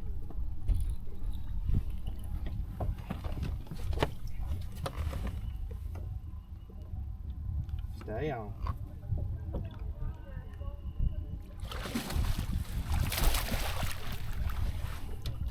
Oh no. Got her. Got her. Let's go. In the mouth. Yes, sir. Good job. Look what I had. 4-inch net bait pocket slim, baby. Net bait pocket slim. Got the bait fuel in it. Good job, brother. 6, She's at least 7. Yeah, 6, 7. Nice. Hell yeah. I was gonna about say close to 7. 6, 7. This is definitely gonna help.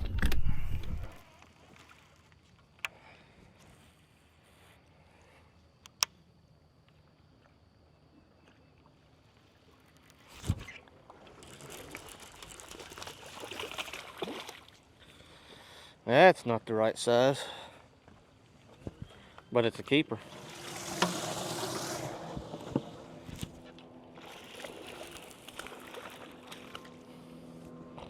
Well, we'll have a limit of these in no time. Should. Better one. Not a good one, but a better one.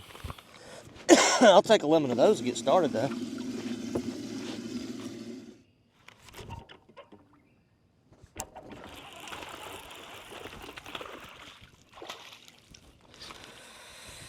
Well, not big, but better. Ow! God, he just hit me in the nuts with his tail. I guess that's what I get, right? Let's call him a 110, I guess. Is that number 5?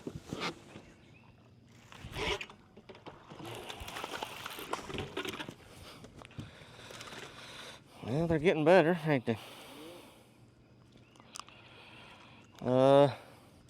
They're like all cookie cutters. Let me actually get a weight on one of these things. Let's just see if I'm close. Yeah, put him in as 110.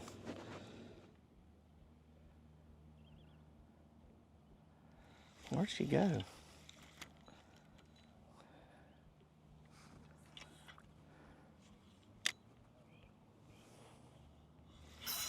Got her. She's a big one too. Please stay on, baby.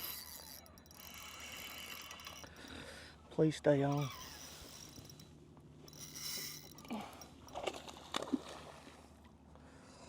Please stay on. Please stay on.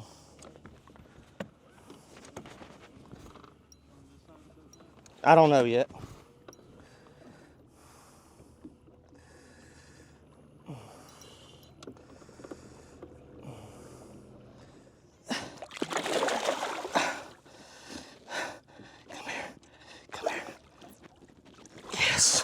In the mouth. In the mouth. You see that? Put her in a 6. Okay? You hear me?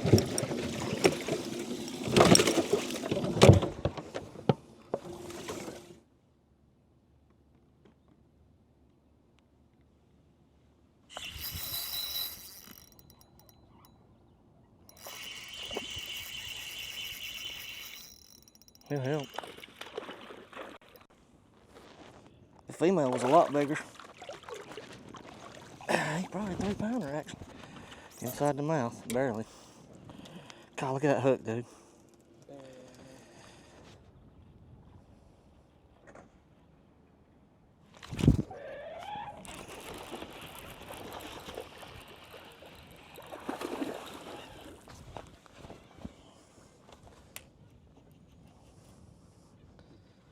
Coming that way. I hope it's in the mouth. Looked like it's in the mouth, didn't it?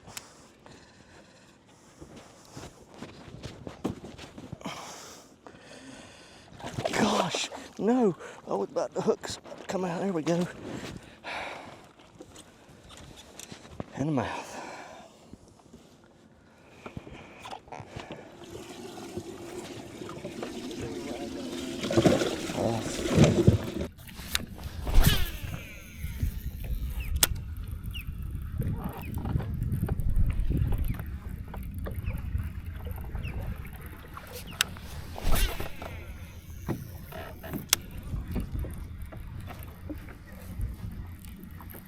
Let's go.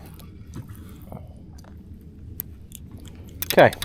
Well, my goal was to catch limit there, and I had an opportunity to catch that plus some. But I said if I can come out of there with 3 or 4 fish, I'd be happy. And we've got 3 okay ones and 1 real small one. So I can't be disappointed. I am disappointed in that I lost that one that broke me off. The other one pulled off. You can't do anything about that. You just can't. It's just the way it is. I mean, they get off, they get off. You know, you can only fight them, but when they're wrapped up in a tree, you got a decision. Pull, hold pressure, hopefully they come undone, or let them swim and go get them. I chose to pull, and that was not the right move, because he just would not come out of that tree.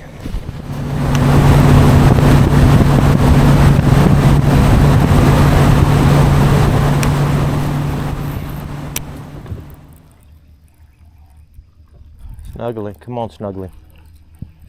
I need a big ugly Snuggly.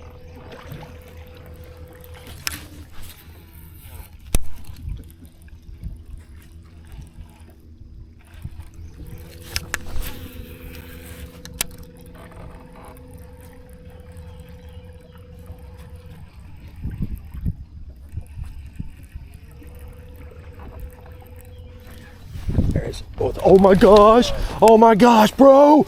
That was a freaking mule! Oh, freaking rod hit my mouth. What?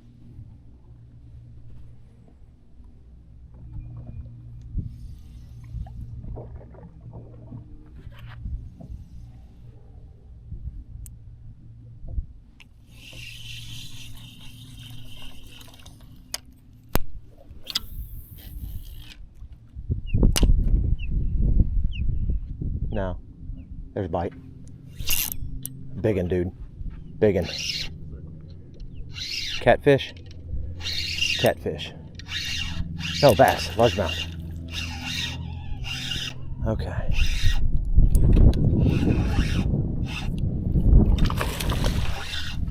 Coming by you.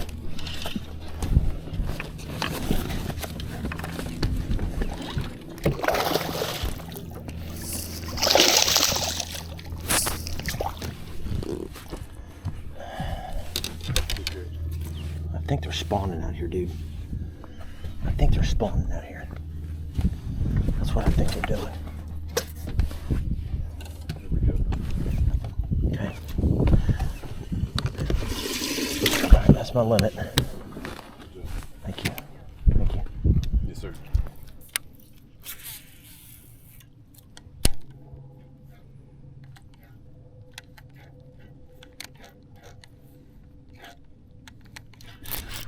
Got her.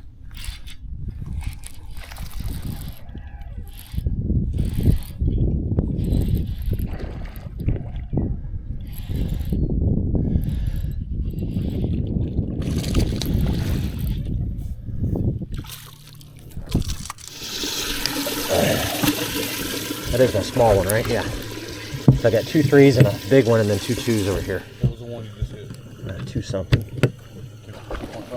Let's put in 2. You know, I think they're just.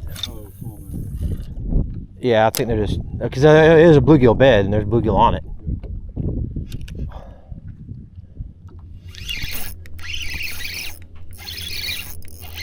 That's not a bluegill. We gotta go. These ain't gonna cut it, dude. These ain't gonna cut it. These ain't gonna cut it.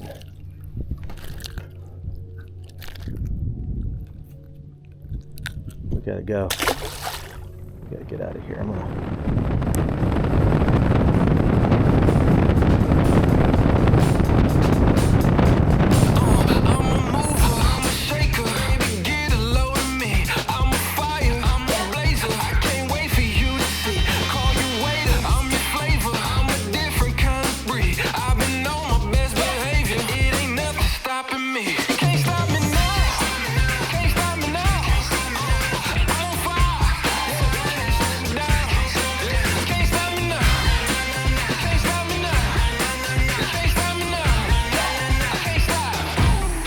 All right, Matt Airy, Shelby, North Carolina, Team Toyota.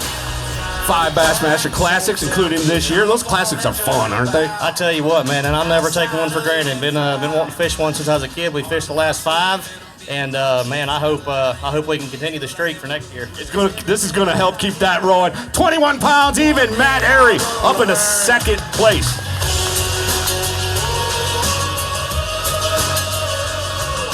We're gonna go ahead and get that in the Crush City weighing bag. Go ahead and get a big bass weighed on it. Phoenix Boats Big Bass 7-1. That's a good one, man. Yeah, it was, man. We started off early and caught a limit maybe for 10 or 11 pounds, and then got lucky and were able to call up with a couple of big ones later on. I did not get a bite, however, after about 1 o'clock. The tide got a little wacky on me, and tomorrow I'm going to try to pay a little bit closer attention to it and figure out my game plan accordingly. So hopefully tomorrow we can come across another 7-pounder, because that's the key here in Florida. Go get rigged up for tomorrow. Thank you, Matt. Give him a round of applause. Might be my biggest bag I've weighed in the St. Johns River, but puts us in good position to at least make the cut. I mean, I don't know what I'm going to do tomorrow. I'm going to go flip around and try to catch a limit for 10 or 11 pounds, and then from there, hopefully get lucky and find an upgrade here and there. So I had a 7-pounder today, dude. That's like key in Florida. I need to catch another 7-pounder tomorrow, or hell, a 10-pounder. That's what lives here. So we'll see what we can do.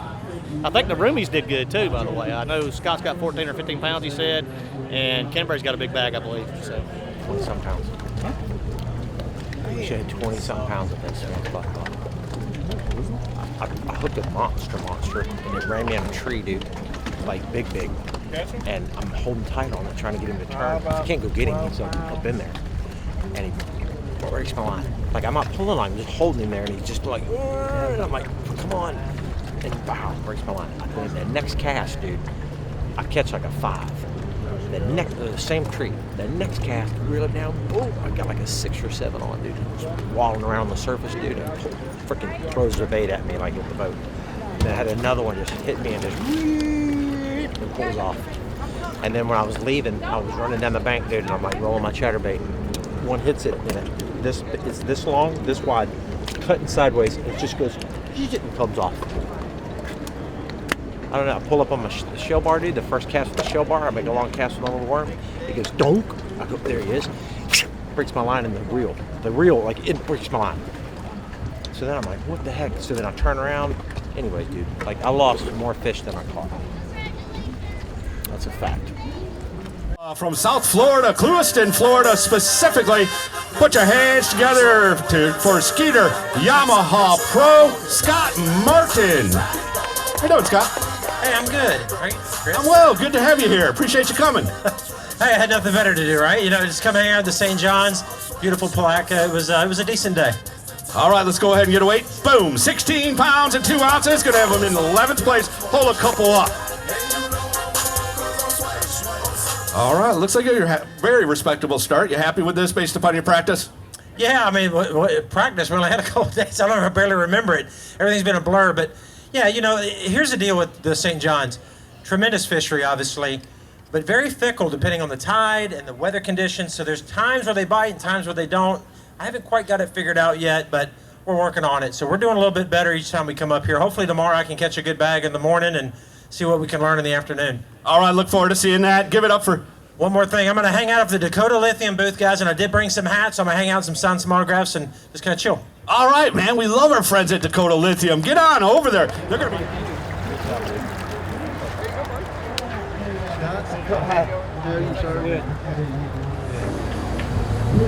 Down south. Where'd you get those sunfish? Last one I told you yesterday. I said there was one in there. It wasn't that one. It was the male. How about a 2019 Progressive Angler of the Year? Come on up, Team Skeeter Yamahas, Scott Canterbury. Hey, Scott. Hey, bud. How's it going? I'm well. Yourself? Oh, this is a great start, man. Yeah, I had a good day out there today, finally. It was fun to catch some for a change in a tournament. I knew he was trying to turn things around. 1 ounce shy, 20 pounds, but 19, 15. Gonna have him inside the top 10 into 7th place. This is more like the Scott Canterbury I know right here. I know it felt good. Yeah, it felt good finally, but it's not very easy out there. I didn't have but like 2 fish at 11 o'clock. 2 little ones at 11 o'clock. So made some changes, made some long runs, took that Yamaha Skeeter, burned all the gas out. I think I got like 9% left, so I'm fixing to go get some more gas. But I ran all over this place, and you know, I mean, I like it here. I've done well in the past here. It's just a little bit different this time of year. Florida, you live by the big bite, and I got 2 of them, was able to capitalize on them. Hopefully we can get some tomorrow. Yeah, awesome. Man, feels good to finally catch some fish. You know, it was a good day. Ended up catching almost 20 pounds. I think I'm in the middle of the pack as far as the house goes, and we all did good, so we're above that cut. We just got to catch them again tomorrow. It's not easy. It really paid off having a late flight today. Tomorrow we'll have an early flight, so hopefully we can get out there and catch some. Get inside the cut, keep this thing going. You can beat Hollywood to that spot tomorrow, Canberra. You won't be hogging all the fish. I could. Might as well. I'd like to catch 2 of them. Son of a gun. I need 10 pounds to make the cut, and then you can fish there all you want. We'll start there on day 3. Have at it. We'll both have at it. I just got to get me a check. I got to catch 10 pounds. I need to catch 12 pounds tomorrow. I don't care about winning the tournament. I don't What'd care. You have I'm today? not trying to win. Like I've tried the winning thing. 8 pounds, you're I'm just gonna catch 10 or 12 pounds tomorrow. I want to catch 12 pounds tomorrow. Did you fish your bluegill fish? Yeah. My secret bluegill spot was awesome. I rolled around the corner and it had Taku was there, the other Japanese guy was there, and Tyler Williams was there. Yeah, in a circle. I caught a 2.5 and a 2 there. Oh, really? I got rid of my, and that's all I caught. That was it. Caught 0 bass flipping pads. You didn't do it. I mean, dude, he jumps. You probably look at him. But I flipped way back in there, and dude, I felt him go boom, and I should have just reeled out and set the hook. But I reeled and I couldn't, I was waiting to feel him, you know. He done drug you around the He room. went around a pad, and then when I set the hook, I didn't have him good. But it tore my line, cut them pads, and I come in and he jumped, come out to the trolling motor. When he dug down, he come off. I thought I had him. I'll tell you, flipping them pads, one thing I learned, you gotta hit them when they bite. I ain't using nothing but braid now, dude. You don't matter if they go around the roots or what, you gonna catch him. Right. Seen a light spot, and I didn't know if it was a tilapia bed or on the bed. I don't know. I flipped back there and caught it.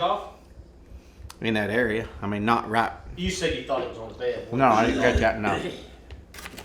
So you saw a light spot pitch to it. 5 pounder. My foot slipped.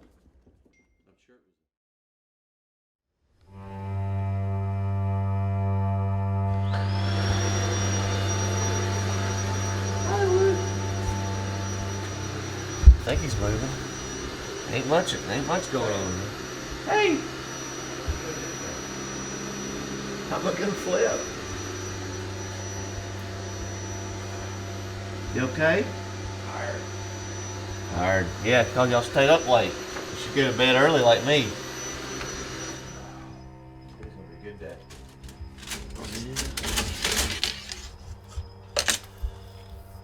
Get out my 3 chatterbait rods. It's crazy how those fish. It is strange. Shed spawn bites are always a little odd because you would think that you could just catch them, and there's times you can just throw anything up there and they'll bite, but they are super picky here on crescent, like super picky, which is really mind-boggling because like you should be able to catch a lot of fish on that, and basically since the first day of practice I had a couple bites on it, not even a sniff since then. Do this chatterbait on this stiff rod, and I think that's why I lost a few fish. Honestly, I do. You know, I lost a couple that I hooked, and it's because this rod's too stiff. It's too quick of a reaction. It doesn't allow this fish to load up right. Put them on my chatterbait rods, which the 7.3 7.3 medium heavies versus the 7.2 heavy. So it's just my mistake, really. But I think I would have kept those fish a little more buttoned up. That's my thought.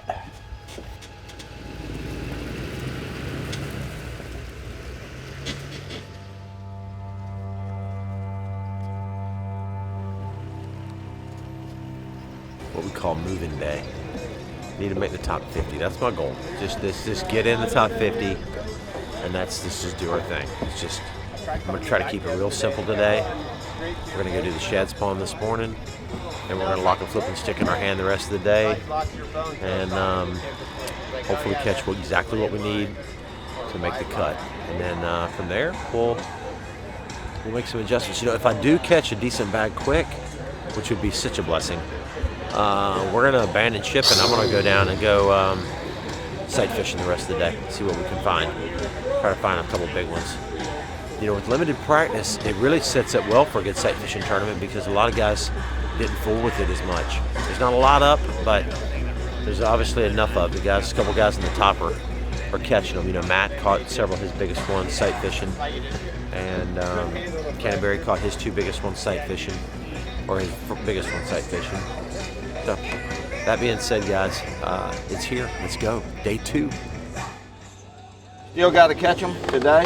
I'd like to stay up pretty high. I think you need to catch 17 pounds or so to do that, but we're gonna go out, fish hard as we can, and if I can catch, you know, 13 or 14 pounds, I'll be happy. But if I can catch 17, I'll be ecstatic. So we're going back out there, see if we can't get bust a bag today. Was really fortunate yesterday, caught almost 20 pounds, had 19, 15, so basically 20 pounds.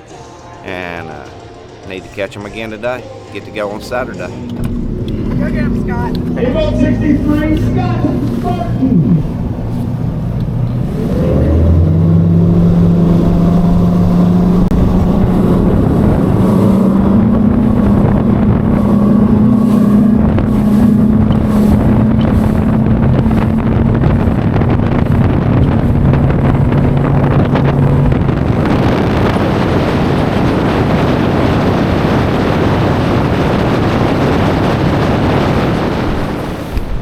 big one, I may have to come there to land to fish.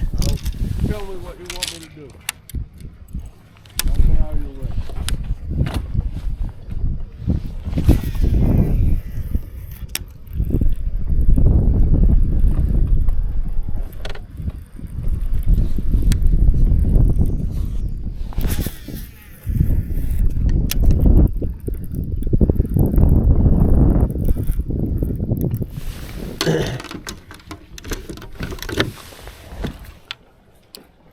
They're not busting this morning, man. Real good. Yesterday and the day before, they were going crazy. Like 50 of them in here blowing up.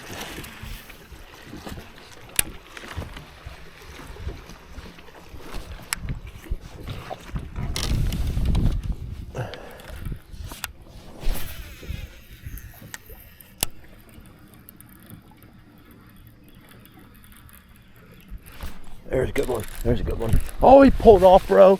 Why? What the heck?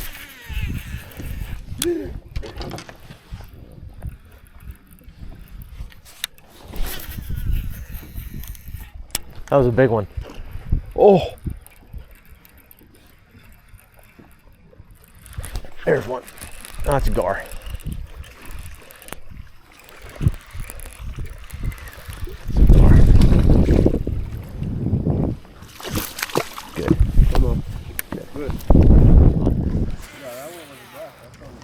Yeah. Well, yeah, that's what. But after that, I had another one. Yes, there's a big one. There's a big one. There's a good one. Please stay on, baby. Please stay on. Oh my gosh. Oh my gosh. Oh my gosh. Don't do that.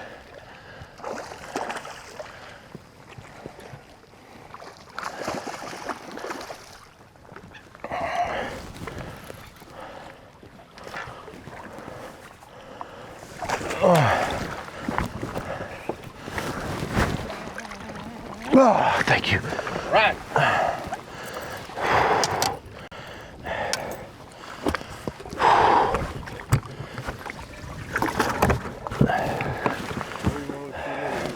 4. Thank you, Jesus.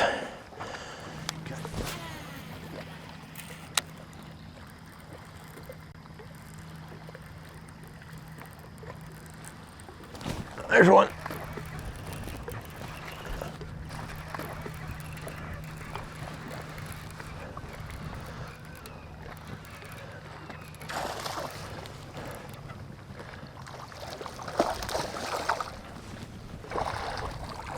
Yes, thank you. Whew. 2.5. Thank you. Oh gosh, man.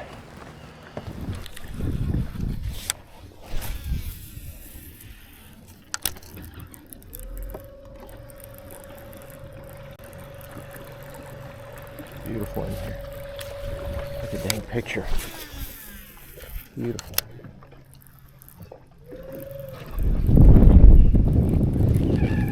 Oh gosh, that was a, oh my gosh, bro. That was a 7-pounder.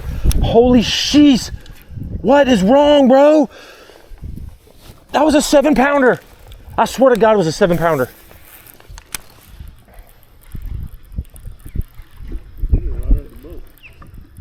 I thought it was a gar. It hit it twice. Boom. It hit it. Hit it again. And then boom. 7-pounder. How does he not eat it, dude? I'm not even hooking them good. Like, they're just not even getting it good. I don't even understand. I think they're hitting it short. Yeah. I don't know what's going on. There. Oh. I don't know if that was a bass or not. Like, it hit it like a gar. Boom. And I was like, oh, it's a gar. Boom. It hit it again. I kind of sped it up to get it away from the gar. And then he hit it right here, dude. Turned, the whole fish turned. Looked like Shamu.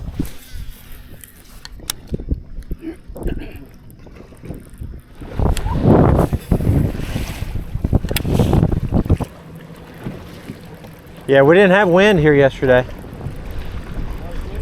We did, yeah, I like wind. I think we'll get a bite. They stop at 8:30. I can't catch a bass after 8:30 right here.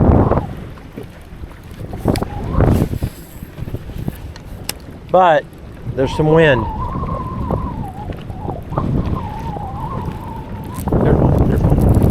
What is that? Mudfish again. Cursed me.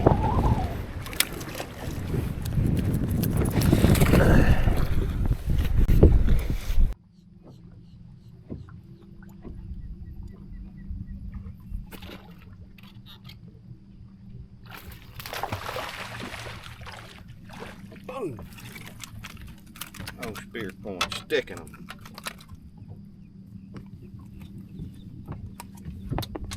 Put him in there right quick. Oh, spear point. It's a 2-pounder.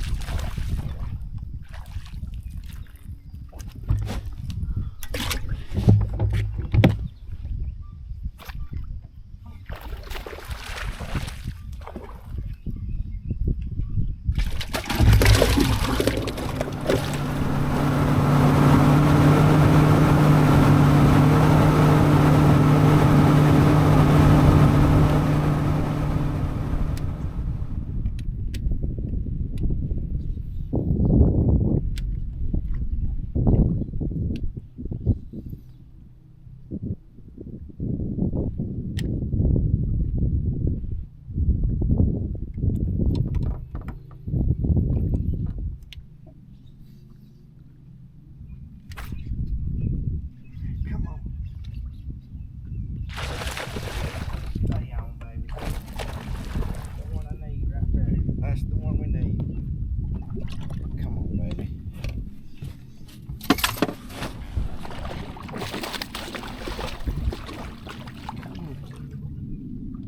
You beautiful thing, you. You beautiful thing, you. Look at that one. 414, 413. Blue. Bye-bye.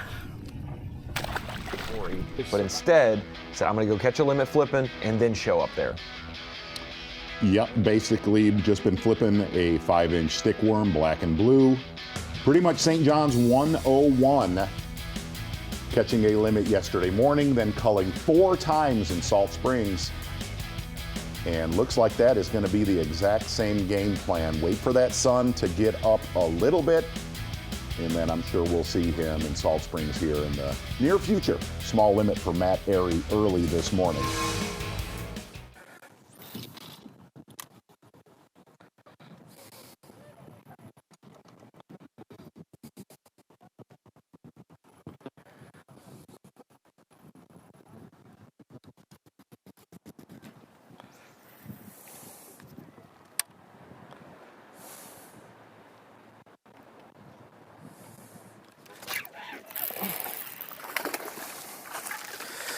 Get the buck. Now let's see if we can catch the female.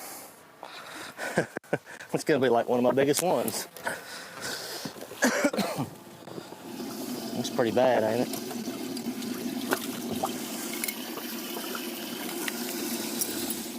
So he thought that he had enough fish to get, but he, obviously we've seen him lose. I think the big deal with that group right there is that you've seen Chris and Corey. They're in the top 2, you know, in top 4 in the AOY race now. Yeah. See, I'd fall right to the floor right there.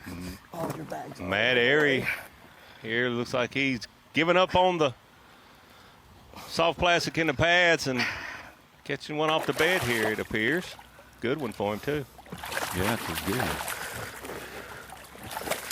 God, don't lose him. Thank you. Boy.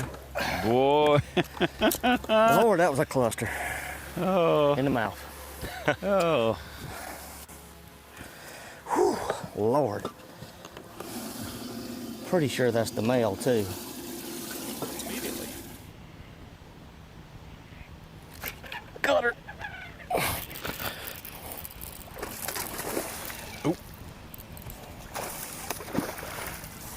Oh. Come here. That's the one you want to see, isn't it? That is her. That is her. Do you think that's that same fish that he caught that buck around? It certainly could be. Yes, baby.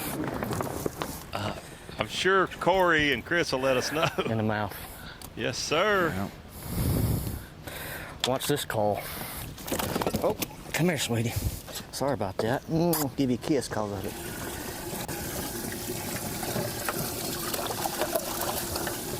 Oh, that's gross, Matt.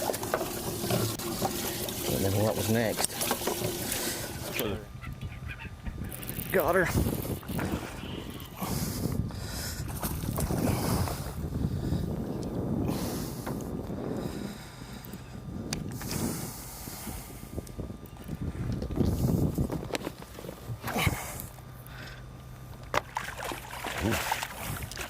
God, open your mouth. Thank you. In the mouth.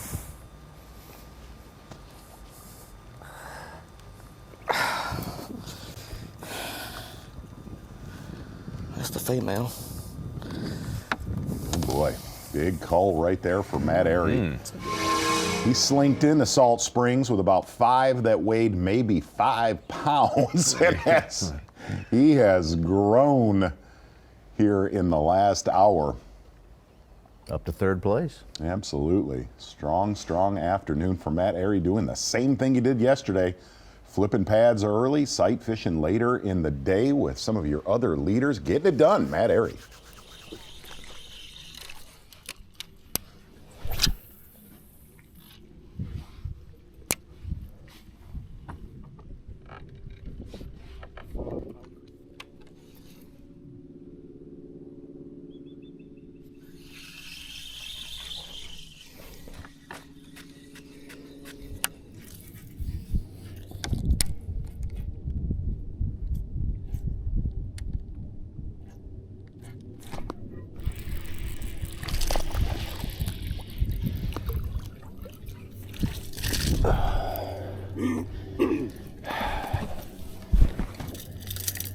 £1 pound.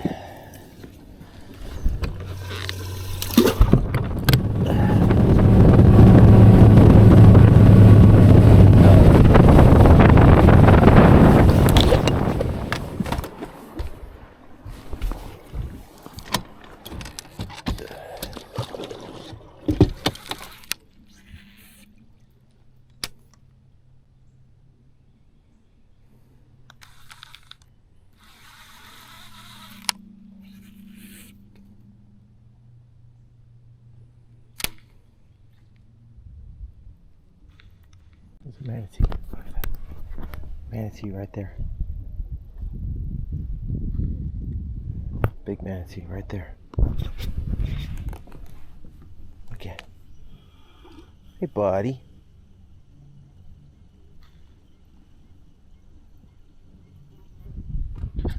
You know what they say, manatee's good luck. Manatee's good luck. I'm about to catch a big one for the manatee.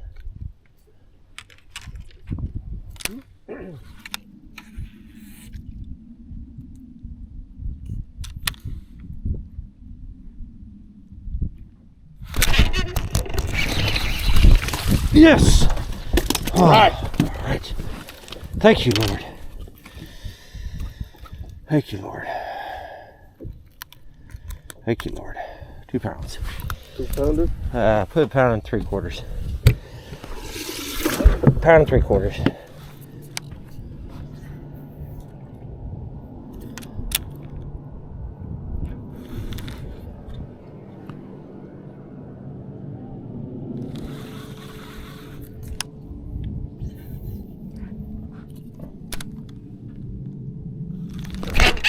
Oh my gosh, bro, that was a big one.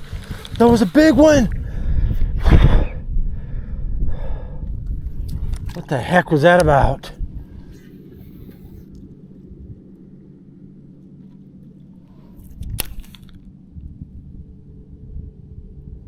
That was a big one. The whole pads were shaking before I set the hook.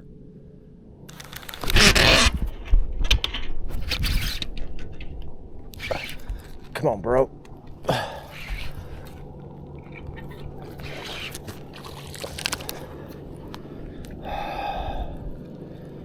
Gets rid of that smallest one. We're gonna catch them, dude. We found them finally.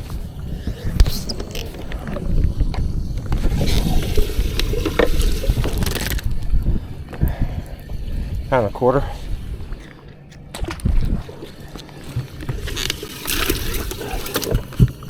That one in there was bigger than that. Knocked the reeds around. I pitched in there, all the whole, like this much pads. Woo, woo, woo, woo. Pound of quarters aren't shaking pads, dude. But we found an area that's got some fish. You know?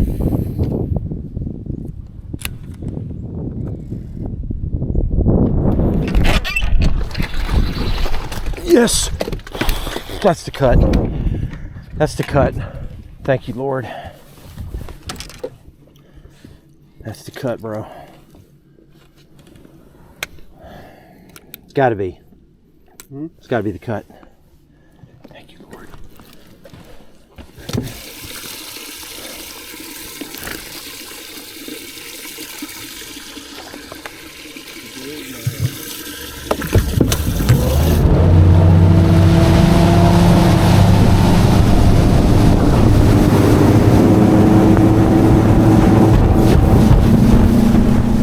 I hope I make it. I'll be close. I think I have enough. But I didn't leave myself much room, that's for sure. You know, this tournament, loose fish, it's just part of the game, but this is not normal for sure. So maybe tomorrow we'll turn it around, get lucky, get 5 of these in the boat. Have a miraculous morning. So let's go weigh them in, guys. All right, here we go from one Progressive Angler of the Year to another, the 2019 Progressive Angler of the Year, Scott Canterbury from Odenville, Alabama. Had himself a very solid start on day number 1 with 19.15. Day number 2's weight going to settle on the scales. LT doing a great job. 14 pounds, 4 ounces, going to be in 3rd place with 34.3. Today was a lot tougher. Yesterday I gambled and it didn't pay off. I ended up catching them late yesterday. I think that late flight is really the deal. The tide going out, and I caught that 5-pounder about an hour ago, so that high tide's really helping if you could fish late, but not going to get to do it tomorrow. We'll see if we can gamble, change things up, see if we can't catch a big bag. So thanks for everybody coming out. It's pretty awesome out here, so let's go buy some more gas and run that Scooter Yamaha all over this lake again. I'll look forward to seeing you tomorrow. Give it up for Mr. Canterbury. Dentist or something, dude. Get that pee? No, actually, I'm really efficient today. And that's the only reason I even finished up my limit pad, because yesterday I was flipping straight fluorocarbon, and dude, I was V'ing it every 5 seconds. Today, like, I was super efficient. I went to braid with my leader. It just maneuvers through there so good. Like I never in a 1/4 ounce pulls through the V. Yeah.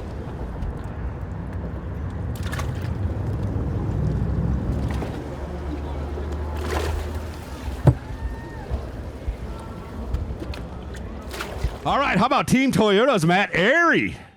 Matt himself a 21-pound start. He backed it up on day number 2. We don't have 21 again, but man, there's one little one in there I sure would have liked to get rid of. We'll take that. 18 pounds, 2 ounces, 18.2 for Matt Airy.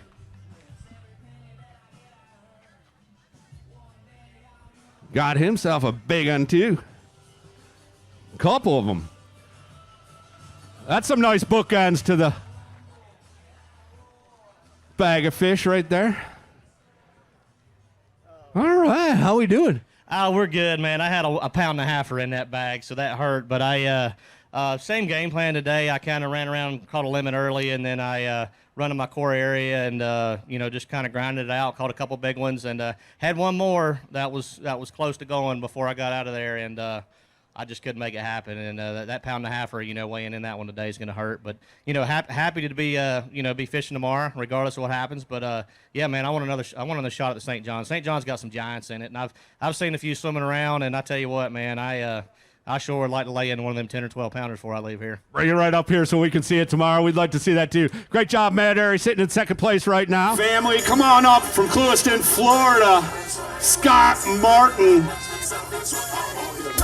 All right, man. You know what it's like to raise kids. As a matter of fact, you got a daughter that's crushing it there fishing the college series.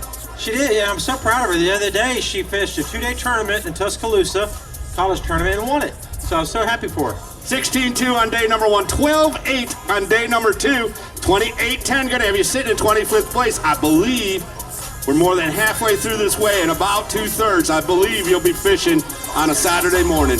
Have to fuel that Skeeter up, get that Yamaha tuned and ready to roll on a Saturday morning. You up for that? Absolutely. You know, I've been trying my hardest to win a tournament this year on one of the blue trophies, obviously. And I finally just gave up on that. I said, I gotta get a check, man, because, you know, it's been a little brutal. This fishery is amazing, but it is so fickle. When you finally get it dialed in on where you need to be, what tide, you can have a great day. But if you're in the wrong spot in the right spot on the wrong tide, it's just not gonna happen. So I'm learning a little bit as we go. Hopefully tomorrow we can have a lot of fun out there and catch a big bag. But I got to give a big shout out to Matt Airy. I think he's in second right now, and Canterbury's in the top 10. Yeah. So they're doing great. Oh, the team's having a great time out there. Great job. Give it up for Scott Martin. You know why fishing's so much fun? You know why it's such an awesome sport? Is because of the ups and downs of emotions throughout every tournament, every day. It's like it's not like you're just fish your heart out, and the days that are great, it's the best feeling in the world. The days that are tough, it's the worst feeling in the world. The days that you fight, like I did today, I just had to fight to try to finally get what I thought would be enough to make the cut. And it literally took years off my life. And I know that sounds silly, but that's what makes fishing so special, honestly. So we made the cut. We definitely did that. 12.5 pounds. Canterbury did awesome. Matt did great, of course. So get up in the morning and see what happens, you know. We're going to close this video out. We're having 3 in the top 50, which would be good. It'd be a nice top 50 video for everybody. With that being said, sure am glad I caught 5. Man, I tell you. Whew. And as far as losing those fish, and I'm not sure how many are going to make the edit, but there was a lot of weird stuff that happened today. It wasn't rods, it wasn't hooks, it wasn't, I mean, I saw a chatterbait. It was just, they're biting odd there. That's all I can tell you, because even the ones I caught were hooked in odd places. Like one in the bottom lip, one like just strange. But man, if we could figure out how to catch 5 of those big ones in the morning, that'd be a nice day the rest of the day, 20 pounds for sure. So, all right, let's go. You know, as we've traveled around, we usually rent Airbnbs and VRBOs, and that's what we do. But this is the second time we've actually stayed here at Crescent Fish Camp, which is right here on the shores of Crescent Lake, and it's a really cool spot. They've got so many cool accommodations, guys. I want to tell you all about this, because if you ever come to St. John's for a high school tournament, you come here for a bass tournament out of Palatka. It's a 30-minute drive to Palatka in the mornings, easy. All the gas stations are open early here, but this place here has everything. They've got beautiful accommodations here. So they've got tons of parking for your boat. They've got hotel rooms, RV park, which is great, as well as these park model trailers, which are really well appointed. They even have some houses on the property that you can rent, and tons of great parking, beautiful swimming pool, and even they have gas on the water for your boats, launch ramp right here on the property, so you never have to leave. And they have a tackle shop inside the office there, which you can get stocked up on all the stuff that you might need. Crescent Fish Camp is an awesome place to stay, and thank you very much for allowing us to come here and enjoy this place. And again, if you're ever in this area fishing a tournament, high school, whatever, just want to go have fun, it's a perfect part of the river too, because you've got everything from Dunn's Creek down Murphy's, all this stuff. Rodman's right across the way, so it's a very centrally located spot here on the river. House cut, man, you double top 10. Yeah, right now. Yeah. I got my work cut out for me. Matt's in a good spot. Says he's got more on bed too, so he's doing good. More coming in there, isn't there? I guess, unless he just knew the whole time.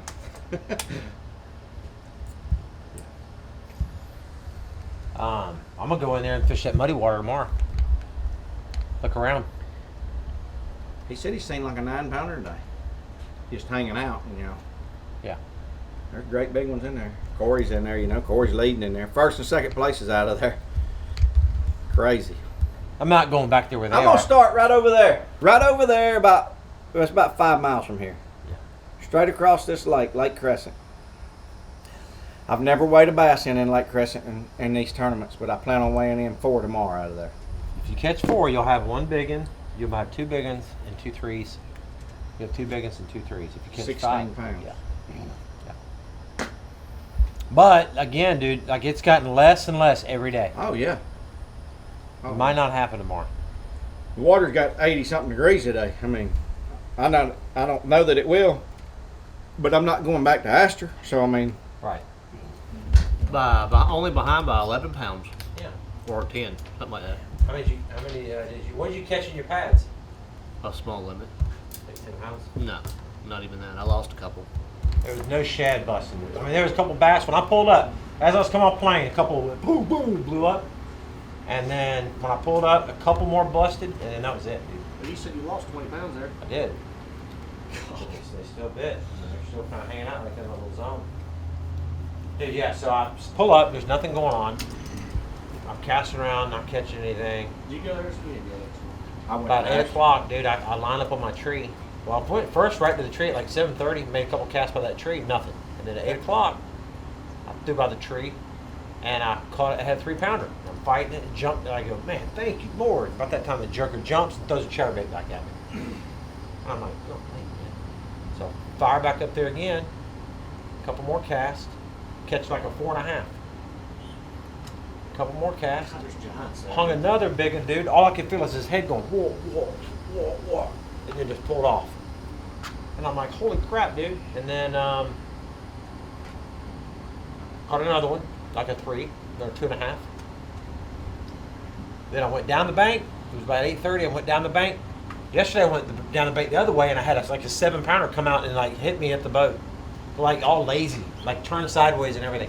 I go the other way today, and I'm rolling down through there, and I'm throwing up in the little shade where we originally stopped and started fishing, and a gar is going, bop, hit my chatterbait, bop, and I'm like, oh gosh, bop, and I kind of sped up the reel, and as I'm reeling it, right there, 7 or 8 pounder dude comes up and toilet bowls it right there, and hooks himself for a split second, and then just comes off. Like the rod just loads up for like a split second and comes off. But I was reeling it kind of quick. Got no words. Yeah, dude. Well, here's my suitcase, because today on Bass Track, Corey was looking and he had no faith in me. I was sitting on 4 fish and he's like, yep, give me another train wreck here on Palatka. And then I pulled it out. So now we have to take the suitcase and go back in the house. Because if we wouldn't have made the cut, I'd be home right now. So I'm excited about that. It's good money, you know, good points, of course, which points don't really matter too much as far as Classic goes, but still want to have a good year. What am I going to do tomorrow? Man, we're going to have to mix it up a little bit tomorrow. I'm going to do a little bit of what I've been doing, but we may go off on the whim a little bit and try some stuff. So I don't really know yet. I've got a little trick up my sleeve, so stay tuned for that. If I can get off to a good start in the morning, we may go do a little sneaky move. What's going on, everybody? I tell you what, today's an awesome. It's what we call house cut, baby. That's right. What's up, brother? Day 3. It's Saturday. SMC house cut. We got Scott's, I think, around 30th, somewhere in there, and Canterbury's in 10th, I believe. And him and I both have live cameras today, so that's pretty cool. You can follow along on Fox Sports.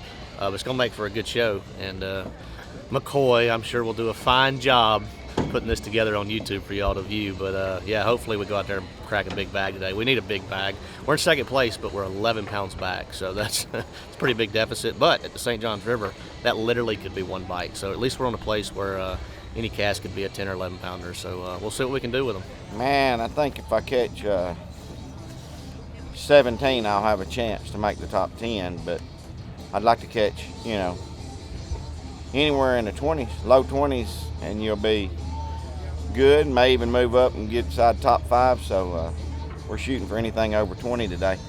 Super hard to get bites. You know, I'm not catching a lot, and really definitely hard to catch a big one. So You just got to capitalize on everything that bites. Hopefully you can land them all, get 4 or 5 of those big ones, and put them in the boat. All right, so here's the game plan. We've got a little bit of some overcast skies, which is definitely something we haven't had. The way the top 50 works is the first 25 boats go out at 7. The second 25 boats go out at 7:15. So I'm losing about 6 or 8, 10 minutes of running time, or at least morning time fishing, which doesn't sound like a lot, right? But this little bite window in this weird little spot is so particular.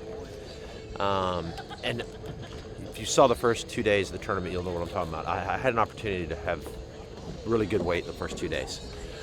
I've given Canterbury, I'm actually about to go give it to him now, the exact spot that I'm fishing, and I've kind of explained to him this one tree that you get bit on at a certain moment, and then this other little spot. There's 2 little casts that you make these fish set up on for like 20 minutes. Hopefully he can catch 5 there. If he does, he's got a real shot at maybe having a bigger bag. I'm going to run over there and fish in the area, fish around. With this cloud cover especially, might extend some stuff.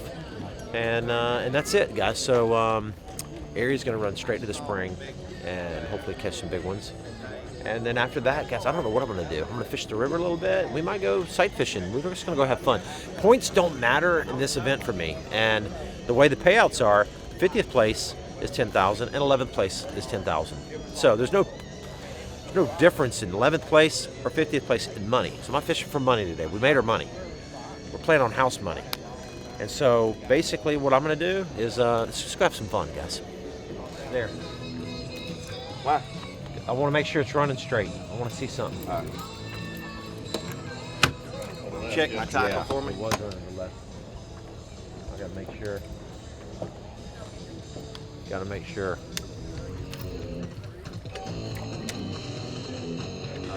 Here's what's going to crack. They've eaten almost all the shad. The shad, the first day of practice was a big school. And then the next day I went in the same area and kind of messed around. The shad spawn was about half the size. The first day it was like the size of your boat. And yesterday it was like this big. Dude, like the last day of practice, I found them like 300 or 400, maybe 500 yards from where he was at. And dude, they were knocking shad up on the trees. I throw in there like a 6-pounder. Catch a big stripe, catch a 3-pounder. I said, dude, I ain't throwing again. I sat and watched them for 25, 30 minutes just blowing up. It was crazy. I went there the first day of the tournament, not a shad, not a bass, not nothing. I wasted 2 hours. Careful, that's sick. What kind of mess you make up here? Dude, that's how I've been catching them this week. Dragging that behind a boat. You'd be amazed what it'll do. So apparently this dude out here on the dock yesterday had a magnet. And he fished like 4 of these things out of the river. But that's not magnetic. Yeah, it's got freaking weights all over it, dude. It's lead, dude. Oh, well, maybe, I don't know. That's what Chris told me. He felt his like. No, there's metal in there somewhere. Yeah. There's metal on the top of the net or something. In there metal where that ring is, the top of the net. Come on, McCoy, just say yes. Magnetic coated. Okay, thanks. He went magnet fishing and caught a net. He said he was out here with a big magnet yesterday. Yeah, I did see him. Shut up, man. Go back to your boat. Whatever. Hey, come on, dude. Jack him up. You'll like this. Hey, look, I stepped from here up there earlier. And Hunter from Ranger, he's like, you must do CrossFit or something. I said, nah, dude. I just God built me goofy with long legs. He said, but my roommate could probably jump flat with it. Your trigger finger better think about your future. You're getting twisted thinking I don't wanna shoot ya. I've been waiting for a long time, and I'm coming back to get what's mine. I'm not going down. I'll be the last man standing. The last man standing. You know I never bend and never break. I'm the heavyweight with all the answers. I'm the last man standing. I'm the last man standing. I drew a line into the sand 'cause I only plan to be the last man. The last man standing.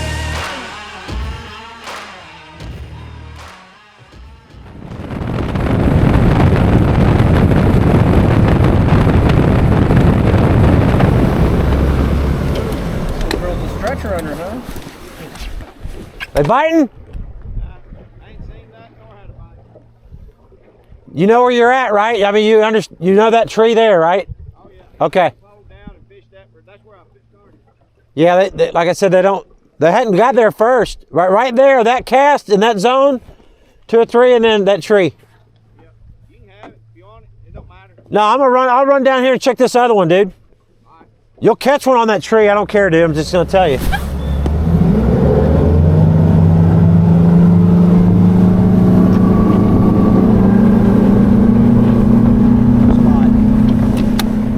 We'll try this as another little area that I've caught them in the past here. See if we can't stumble upon a few bites down through this little zone. The birds are here at least, which is good.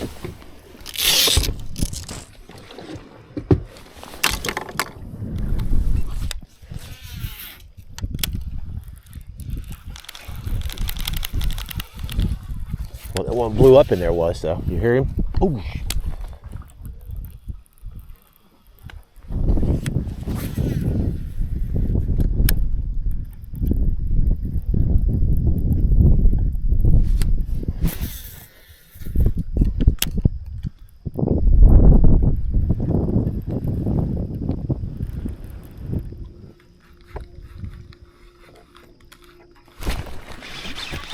Mudfish.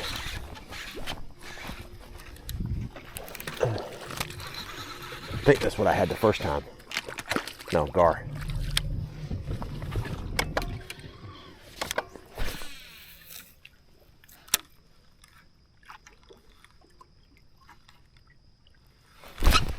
Got it. God dang it. Ugh.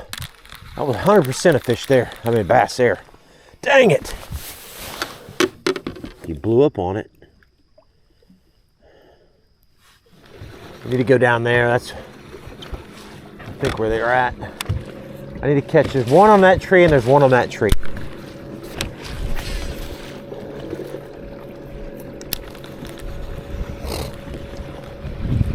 They're down there is where they are. They were down there on that log the other day.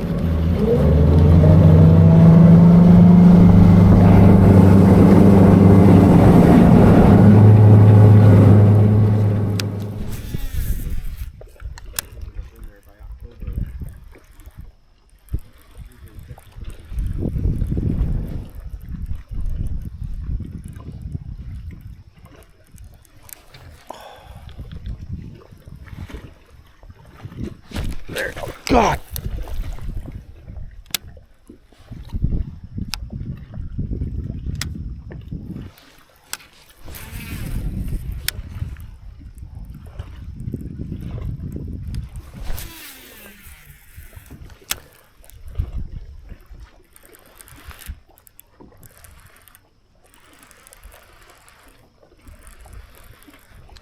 So the shad spawn happens when the water temperature is a little lower than this. It's kind of in the mornings in the 60s. And it makes those shad frisky. And they'll literally spawn for like an hour in the mornings on shallow shorelines like this. But as it gets hot, then the water just gets too warm and they just don't come up here.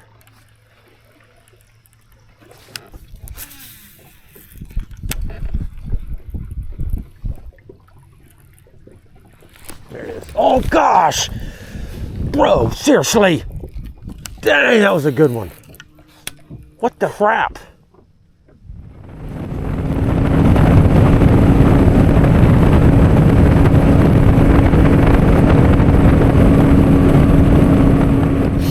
There's not that many here, but we only need a few.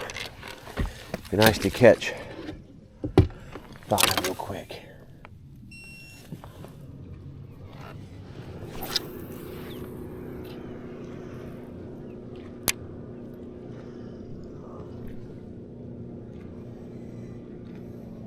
There's a bite.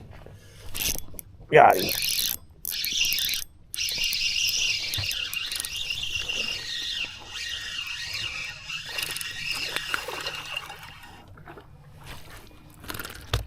Little pup. Little pup. Well, I got one though, at least. Been here 3 days in a row. That's the first one I've actually landed. Which is funny to think about.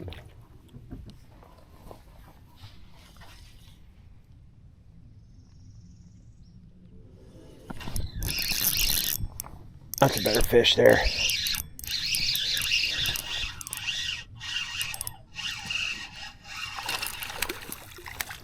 Nope, he's not better fish. Hard.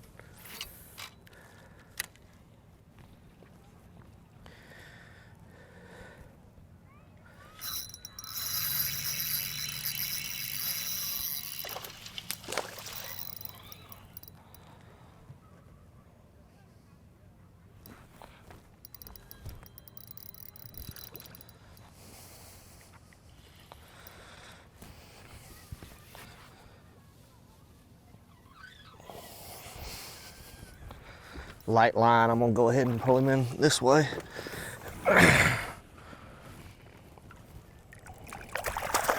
Maybe. Open your mouth. A lot bigger than what we got. Wasn't a sight bass, but I got him in his mouth anyway.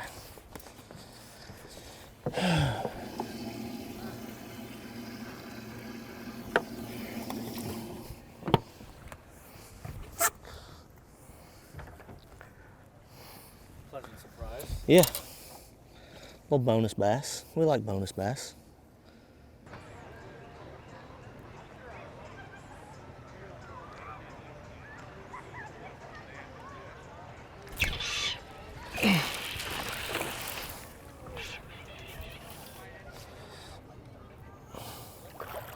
I hope he's outside the mouth. He's in, I hope he's not outside the mouth. He's in the mouth. Well, that's a big call. We got babies in there. We got babies.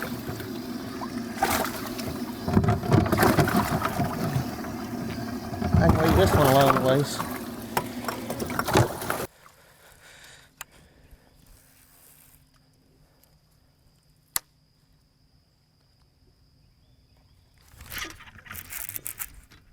He come off too. No, I still got him. He's not big, but I think he's 12. He's 12. Hey, we got a keeper. I know he's 12. I don't have to measure him. 12 3/4. Well, that's one that we don't need to weigh in, but it's one more than we had a minute ago. How an angler's tournament can change in literally 10 seconds there. Yeah. He lost a big fish and then another solid keeper that would have, put him real close to, one fish away or maybe close to in a tie with Corey Johnston. Instead, nothing in the live well. Now over to 2019 Progressive Bassmaster Angler of the Year, Scott Canterbury. No fish in the well yet. Number one. Ooh, and just like that, hooked up. Needs to be bigger, but it's number one. Oh, spear Stevie, point. how come the little ones never get off? They almost seem to never get off, although we did see Bob Downey lose a big one and then a smaller one back to back. So I guess when it's really going downhill for you, even the little ones get away. What's your... Caught one about 15, 20 minutes ago there.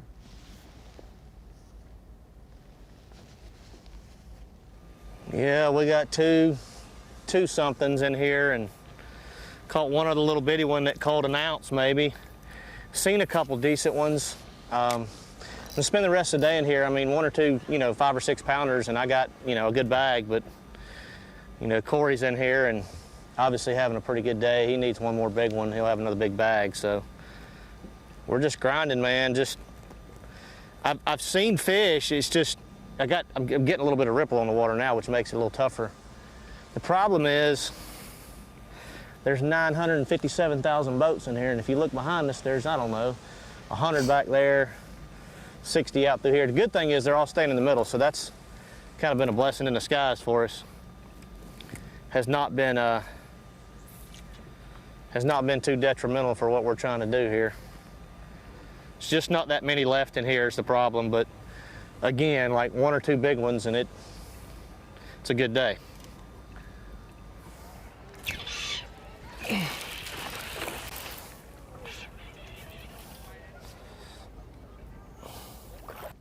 I hope he's outside the mouth. He's in, I mean, I hope he's not outside the mouth. He's in the mouth. Well, that's a big call. We got babies in there. We got babies. I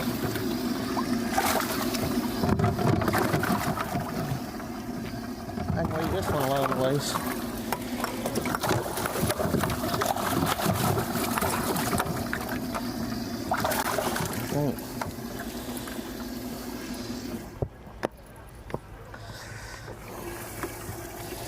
I don't know. I know.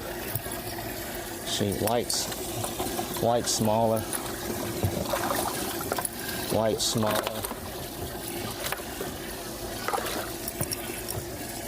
It's between white. I need to get under you. Sorry, Bruni. I thought that fish was bigger, dude. It's so deep, so hard to see. You just don't know, you know. Kind of a slow one for Scott Canterbury today. He too tried to make that shad spawn bite work in Crescent today, and really never ever fired for Scott Canterbury.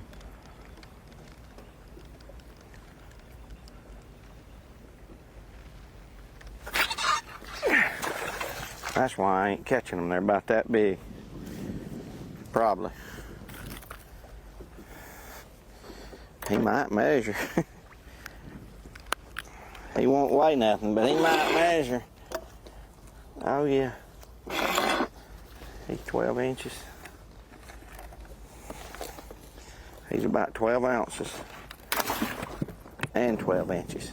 Like my day, one fish would.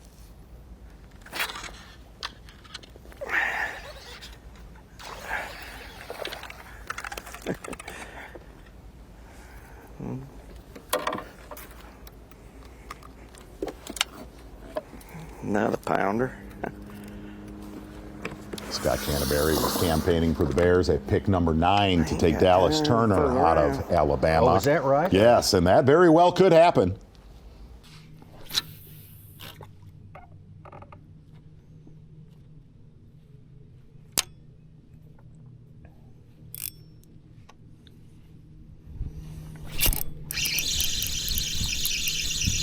Running at me. Little guy. This one's a pound for sure.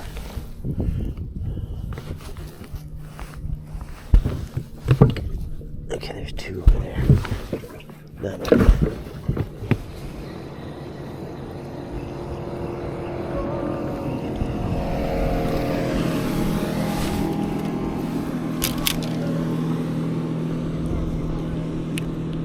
I bet they're all going in the spring.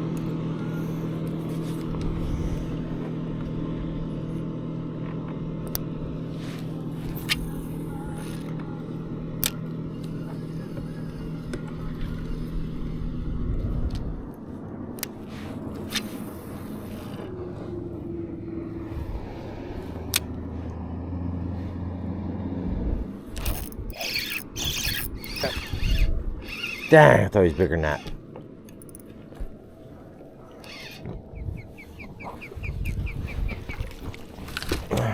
Crazy how the outgoing tide. I checked this spot in practice, saw 0.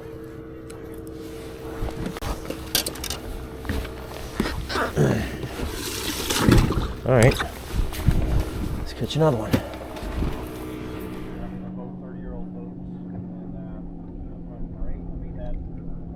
There's a bite, there's a bite, there's a bite, there's a bite. Nice one.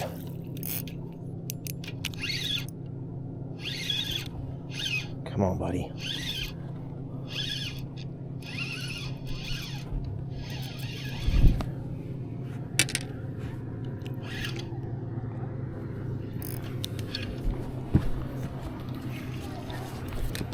Oh, don't go in the power poles.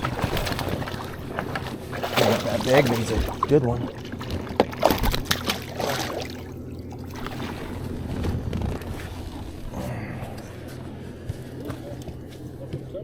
Got a 2-pounder, man. We cooking, bro. Got a 2-pounder and a limit.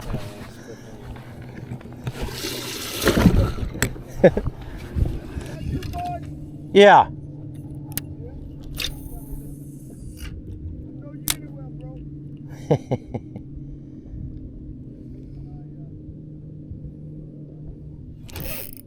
Oh gosh. Oh gosh, bro. Seriously, giant one. No, no, really big one, dude. God dang it, dude! Why? What the heck, bro? I don't know. Seriously! That's the kinds that live here. That was a 5-pounder.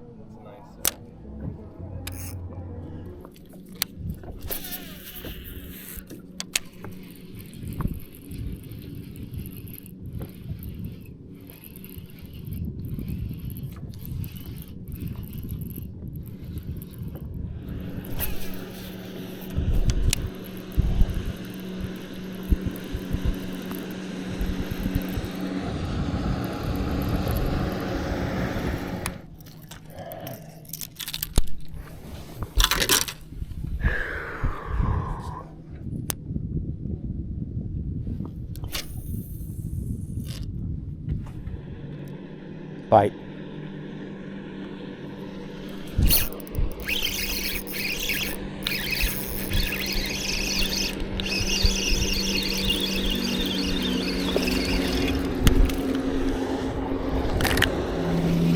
He's so little, dude. It's like trying to catch a minnow when you're crappie fishing.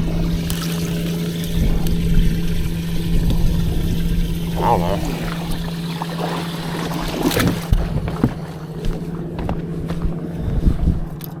Maybe I can fire them up. I fired them up with that. A lot of times you can take a crankbait and bust up the fish, you know what I mean? Like they're down there kind of lazy, and blow through them, and you're not even gonna maybe catch one on the crankbait, but you just excited them. You know what I mean? You just got their blood, you got their heart pumping. They're like, what the heck, man? And they didn't eat it, but now they're like on red alert. Then a little drop shot comes by, and they go, oh.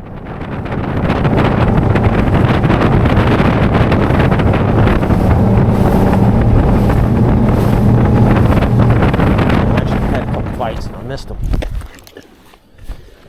I hadn't been back.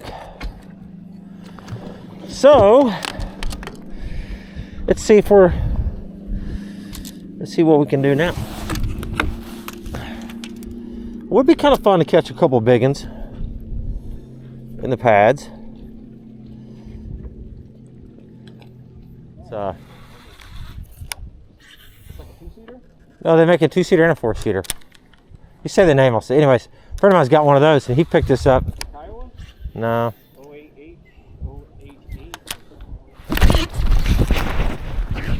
Saved him. Saved you, buddy. Saved you.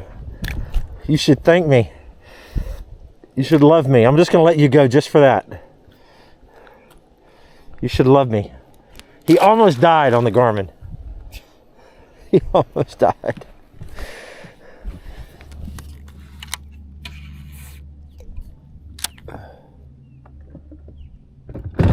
Oh. Gonna hit. That troll engine's gonna hit.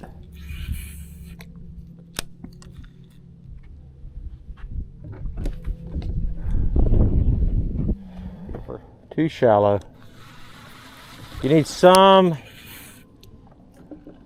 I'm looking for a little bit more depth than that. If I got bit, I might change my attitude.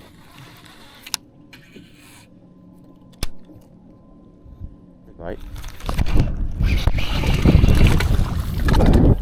Okay, they maybe like the shallow side. Gets rid of the legit 1-pounder. Hey, buddy. £1.5 pounds. No put it in there. Put in pound 3/4, John, because we got to make up some little bit earlier.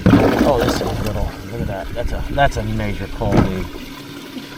I mean, that is like dreams are made of right there. I mean, look at that. Hey, at least we're having fun today, man. This is the most fun I've ever had catching a 7-pound bag in my life. Really? Oh well, because normally I'm stressing about points. Normally I'm mad that I've lost a 5-pounder because it's like that cost me the cut, or I might not make the classic now because of that fish. But none of that matters. Of a year to have like 6 or 7 giants come off in one tournament, it doesn't matter really.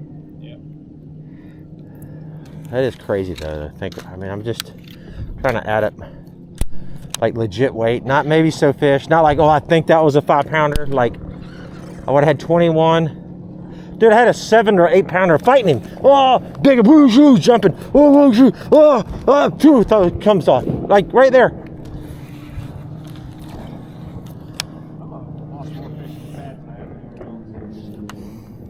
Now that was on the chatterbait stuff, you know, in the mornings. In that spot. I hung one in there the first day too. Giant, dude, and it ran, just shaking its head underwater, couldn't move it. I'm just, oh my God, it's a big one, it's a big one, it's a big one. And it starts cutting over and gets stuck in an underwater log that you can't see. And I'm holding it tight. I'm not trying to pull him out. I'm just holding it, just hoping he'd turn around. And I got a 17-pound line. And I'm like, pop, breaks my line.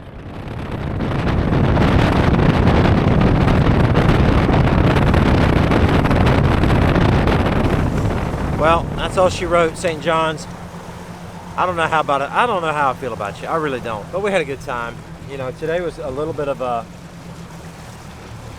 I don't really know how to describe today because it wasn't anything too pressing other than just trying to figure out how to catch a big bag. And we came kind of close to figuring out some stuff. If I would have literally fished those shell bars earlier, I would have done better, a lot better for sure. We had that outgoing tide and things were just kind of setting up good for that. But it is what it is. We got a little limit. We're going to get out here, head home. Hopefully Matt makes the top 10. Hopefully Canterbury jacked them up. It's been a pretty fun week. Stressful though, for sure. It's the way I'm in, guys.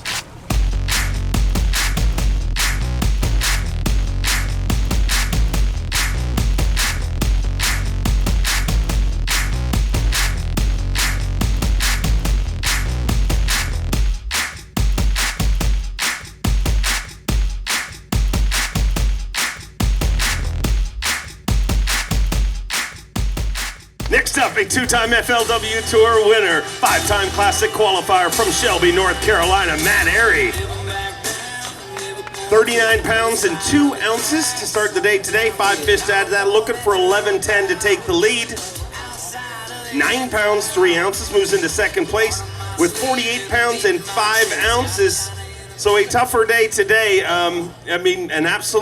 It's been Party Cove all week, but it was a real Party Cove there today. I tell you what, man, that was tempting just to slide up in there for a little while. And I know Corey and Chris, those Canadians, that's what they do. They like to drink, they like to kill stuff, and they like to catch back. Don't act like you don't know what I'm talking about, Dave. Not in front of the crowd. I try to act put together, but yes, you're right. But everybody was really respectful in there today, minus one jet ski that apparently didn't realize it was a no-wake zone. He kept doing circles around everybody, but I think somebody called him in there towards the end there, so that was a good deal. But no, overall, it's been a great week. If we don't make it to tomorrow, jumping one off today is part of fishing that may end up costing us the top 10, but a great week overall. I want to say hey to my girls, Reese and Ren, hey to my wife, Emily, and if anybody doesn't know, turkey season's in. If I don't make it, I'm hitting the road, and I'm burning rubber to get back. Either way, sounds like a win to me. Find out. Thank you, Grant. Appreciate it, dude. All right, day 3, had a whopping 9 pounds, man. Fingers crossed it's enough to go tomorrow, but if not, it's our own fault. We jumped off and won about 3 pounds there towards the end of the day, and we weighed in 313 inches, which you cannot do on the St. John's River to make a top 10. I'm not sure how the roomies did. The report from Mr. McCoy over here is not great, but that usually means that Matt gets to retain the house trophy. McCoy's laughing back here because, no, I ain't going to rub it in, but it is nice to keep that thing so far this year. And overall, good week for the SMC house, regardless of what happens. We all three made the top 50 cut. And, yeah, we're going to go load the boat, wait around, see what happens. Fingers crossed. Let's bring out a former progressive Bassmaster Angler of the Year from Alabama, Scott Canterbury. Oh, boy. When he does the pinky hold, that is not a good sign. 34 pounds and 3 ounces as of this morning. 3 fish to add to that. 4 pounds, 9 ounces. Moves into 10th place with 38.12. And nothing to see here, but lots of great events ahead. Yeah, there's a lot to see here with this crowd out here. This is pretty awesome, man. I really thought I had something figured out, so I gambled this morning and went to Crescent looking for a shad spawn. That didn't pan out, and I just never got panicked or anything. I thought I could go catch plenty of fish. I did lose a few, but, man, I just didn't get any bites today. I think I was a little bit behind the tide or something, but I don't know. I needed to gain some points. I had it going pretty good. I fished a couple of really good days. I had some good weights and good days, but today didn't go my way, so we'll be looking forward to the next one. Then this is an awesome crowd out here again. Appreciate everybody coming out. If y'all want to go out and catch some bass, I am completely out of net bait ions. It's a black blue flakes, a stick bait from net bait. It's got bait fuel in it, and I'm telling you, they're eating it up this week. Always great to have you here. Safe travels. We'll see you at the next one. Got a 1.5 pounder. That one right there, all day long, baby. Oh, the hits keep coming. From Clewiston, Florida, Bassmaster Open winner, 2-time Classic qualifier. Get loud for Scott Martin. 28 pounds and 10 ounces to start the day for Scott Martin. 5 fish to add to that here today in his home state of Florida. That looks like a burrito. 8 pounds, 4 ounces. That's a big burrito, but we're not weighing burritos today, unfortunately. 36 pounds, 14 ounces. So, I mean, a good payday. You know, that's really what it was about. You know, I really fought hard yesterday to make the cut. You know, fortunately, I won the first tournament there at Okeechobee this year, so I got my classic for this year. So points really don't matter. So today was a little bit different. You know, I gave Canterbury my starting spot. Hopefully, I don't know what he called off of it. Didn't look like a whole lot, but I ran around and just tried to fish some new stuff and try to learn a little bit about it, because I'm sure we're coming back. This is a great tournament fishery because of the complexity of it with the tides, the different, you know, areas you can fish, and these bass are always doing so many different things. So I hope we come back. And I had a lot of fun. You know, like I said, payday. I'm gonna go hang out at the Dakota Lithium booth for just a little bit. So I'd love to meet some of you guys, and then I'm headed south. Probably go down to the Keys and hang out with my wife. Sounds like a plan. Way to go. We look forward to seeing you. Yeah, I'll use it. Okay, thank you. What'd you say? Thank you. All right, guys. Looks like we had about 8 pounds. A little burrito bag is what I call that thing. That was kind of cute, actually. I don't know if Matt's going to make it. It's going to be close because I'm where he's at now and who's still weighing in. I don't know. I think he's going to finish like 11th or 12th. Really stinks. I hadn't talked to Canterbury yet officially, but I don't think he caught much either. So kind of a tough day for the team. You know, it's we'll talk more about it, I'm sure, in a little 2020 or some little podcasts that we do. But, you know, this tide was changing kind of better every day, and we didn't take full advantage of it today. It was a little bit of a mistake on our part. But that being said, still a good week. You know, made the cut, and that was the main goal. And we went out and just had fun today. So it wasn't a bad day. We actually caught some on the shell bars, finally.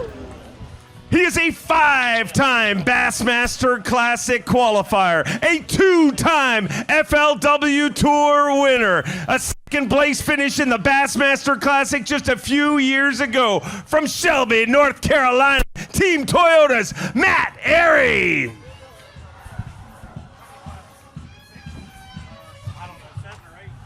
...103 anglers started this event. 50 went out today, and only 10 remain. Of those 10, one of them will be your next Elite Series champion. The Maxim Tire Bassmaster Elite on the St. Johns River is down to 10. The question is, this time tomorrow, who will be that one? The one that wins our 4th stop of the 2024 Bassmaster Elite Series right here in beautiful Palatka, Florida.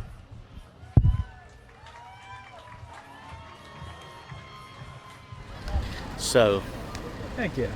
First top down of the year in Elite. I know, dude. Like last year, I didn't even have one, and usually I get 1 or 2 a year, but it's been a slow, like 12, 14, 16 months, whatever. I gotta pay you. Yeah, this dude owes me money, by the way. So we'll get this on camera. Yeah, tell what was it? It wasn't 20. They'll make it. All right. Hey, I've won 2 $20 bets this week. Schmidt paid me the other day too. It's all right. We'll bet again. You'll win. It was a 12-pack of beer, but that costs about $20 now. Thank you, Wesley. You're a man of your word. That's what I am. That's how them Alabama boys are, though. So this is actually our second top 10 on the Tidal River, St. John's, Florida fishing, whatever it is. But yeah, it's man, it's nice to make a top 10. You know, get a little bit more money, get some good points. Need those AOI points because we chasing that classic, and that's the goal, man. That's our goal each and every year. Make it back to the Bassmaster Classic. But Florida has been good and bad to me. But overall, it's all about that big bite down here. I was fortunate to get a couple the first 2 days, and tomorrow we need like 3 8-pounders, and maybe we'll catch right up. So we'll see what tomorrow brings, but new game plan, new day. I'm gonna have to change it up, obviously. I need to go chase a 25, 30-pound bag somehow, so we'll try to figure out how to do that. All right, dude, so here's what we're gonna do. Everybody thinks I'm closing the video out, but we're just gonna roll with you tomorrow. And we got you the Chesty. You're gonna put the Chesty on for the first time. You get to wear Chesty tomorrow. Wait, what? Yeah. So Matt doesn't do chesties. You get to practice He just tomorrow. told me, no, Matt doesn't do chesties. So you can put it right you here. You get to practice tomorrow, man. There's nothing on the line. No, Your intent. We can practice and practice.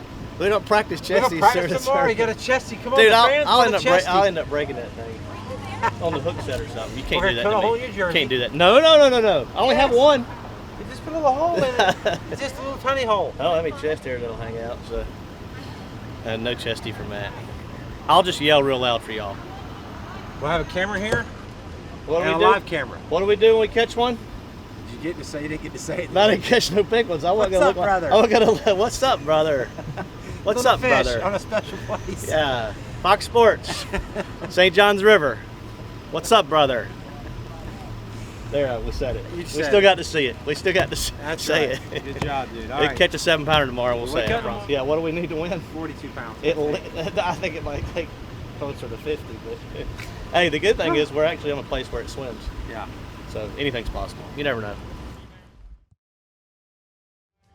In the 8 previous visits from here in this incredible fishery, the St. Johns River, Palatka, Florida, we are down to Championship Sunday 6 years ago, and proved to us that they belonged here. Probably should have been here the whole time, and just incredible record by both of them. Top tier guys from the jump, and now it's trying to play out so that Corey can pick up his first win. His brother's already won out. And really, Championship Sunday. Got an update. They weighed all the fish in Corey Johnston's boat. That 6.5 to 7-pounder. Weighed 7 pounds 10 ounces on his scale. No. Almost an 8-pounder to start his day. Good grief, what a start for a guy who was way ahead. Man who spent a lot of time laboring in the same area that Corey Johnston has labored this Got a week. manatee right there? It's a manatee. Hey, little buddy. Right next to Matt Airy. Manatee's a good boy. You don't kiss him right on the nose. Give me a break. Get a good picture of that, dude. That's so cool. Get a good picture of his face if he comes up. Okay. Because I want it.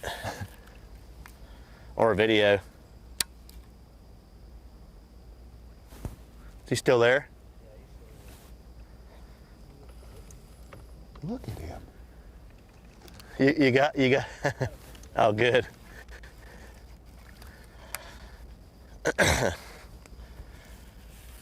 They ought to run that on live. I mean, that's awesome, dude. I'd love to reach down there and pet him. Probably not supposed to touch him, are you? I have no idea. Dude, he's so awesome. Those things are so cool. That is Hey, awesome. buddy. What's up, buddy?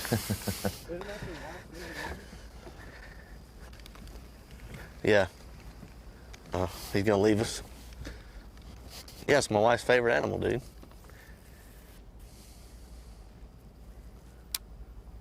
I don't want to hit him in the head with my trolling motor. Would not feel good. Friendly environment for fishermen here. I better get back to bass fishing. Big old manatees, lots of them, great population here. In fact, some of the places don't see that every day. Sorry. Have to run, have to slow down. Troll through. Often, if you're in the state of Florida, you'll see a lot of outboard engines with cages on the props because in non-manatee zones, when you can resume normal operation, they still can exist. And to not hurt. And this doesn't. Yeah. That was awesome.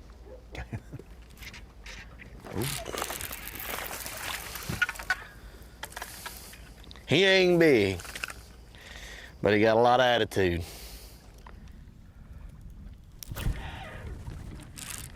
Big one.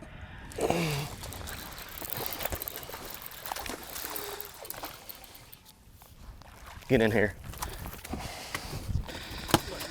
Thank you, Remy. Oh yeah, that's a good one. Look at that. Come on. Come on with it. Let's go. Let's go, Brandon. Let's go, baby. My cameraman's name's Brandon. For those that were wondering. Let's get another old wormy out and do that again. That's fun. There's one right there. I let him swim with it for 10 days. Feels pretty good. Yeah, he's a pretty good one. I ain't seen him yet, but he's a good one. He's got to be a good one.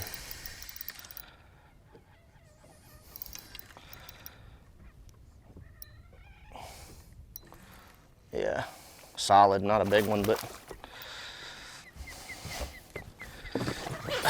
this fish has seen better days. Good Lord, what a poor looking bass.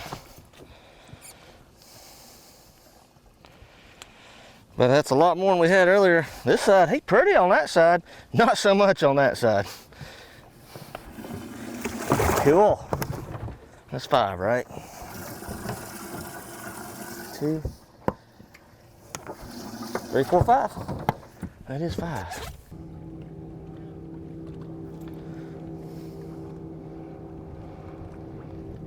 There's a bite.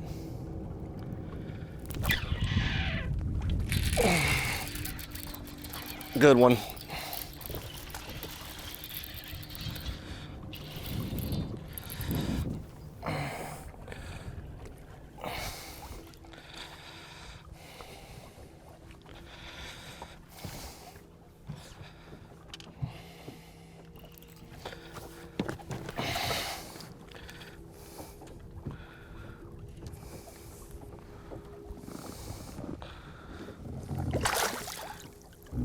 Let's go, baby. Let's go.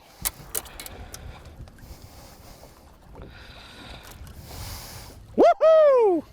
Oh yeah, bass. Skinny old post-spawn rascals, but we will take them. We may sit here and just do some straight up damage. How's that for a call? Let's go, brother.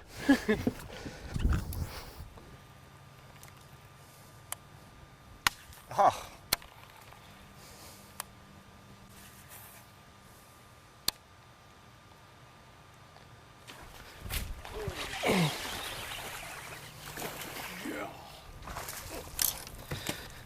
Did you get that, sweetheart? Did you get that? Huh? Did you get that? God. How about that for a blow up, sweet thing?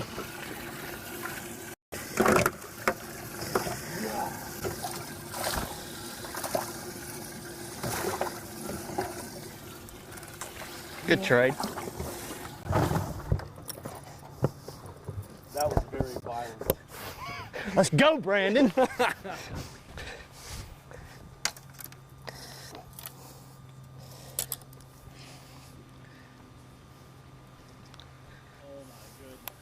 We ain't done. We ain't done. That is great. Oh, that frog just jumped off the tree. Tree frog. Do that this time of year. Yeah, so we. I do have to mention again though. Sat on that shell bar for a long time, probably too long. They jerked that bait away from the fish. That's the problem with forward-facing sonar is you're still staring at them, but you can't get them to bite, and it keeps you there too long. But we bailed on that, dove into a canal here, started tossing a frog around, immediately got a good bite. I had 2 bites, missed one. The other one didn't look very big. And second one just annihilated it, so we're gonna stick with this for a while. There is nothing better than a good frog bite. And this is my wife's favorite lure, is a frog. It's Emily's favorite lure. It's most everybody's favorite lure, to be honest with you. Nothing better than a good frog bite. But I agree. we're Nothing you know, better 1 or than a 2 good big frog bites away from having a really, really good day. We got 2 little ones in there. We got one about 1.5 pounds, and one might be 2 pounds. And then 3 pretty solid fish, so 2 4 or 5 pounders will give us a good bag. At least move us up a few spots. Get some of those valuable Angler of the Year points. Everybody's fighting to get to that classic.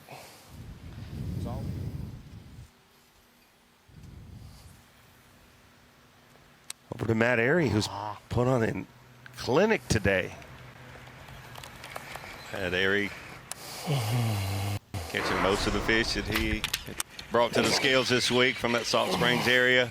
Said this morning on the dock, and I thought, man, it's going to be interesting with Chris, Corey, and Matt in there today. He said this morning, hey, I'm not going there. I'm going to let Corey have it. It choked. I don't know if he'll help. He's poor looking. He's got it. I'll go ahead and catch him because he will help.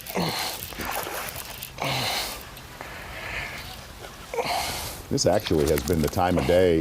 That's the male, dude. The first 3 days of this tournament where you definitely got to see some of the bigger fish on the scales. I mean, the really female's now a lot till bigger, dude. weigh-in.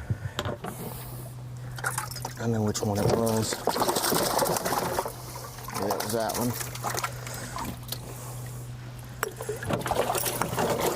I hope she'll go up there and guard it now. I hope I didn't just ruin it. She's a 4 pounder. I had to catch him because I knew he would help.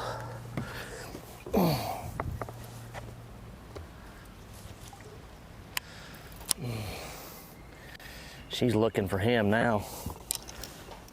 I don't know what else we can bring y'all today. We've frogged them. We've sight fished them. We've caught some on a shell bed. We've caught some flipping pads. It has been an absolute conglomerate of a little bit of everything today. And I feel like we're getting ready to catch one out of this big mat back here because I've seen like 3 in here. Caught that one off the bed. I hope that female slides up there and we didn't jack her up. That should be a bite right there. But I'm having fun, let's put it that way. Fishing a little bit of everything. My Toyota teammate Lester, before the weigh-in was over yesterday, we were talking in the bag line, and he actually got me clued into a little bit of a canal bite that's been going on, and I've been pleasantly surprised. I'm actually seen 3 on the bed already, and then this is really the only place I've looked. Obviously, I've been fishing down there where Corey has been wailing on them. But that, you know, I left that to him and figured I'd go do something else. And I honestly have been really pleasantly surprised today.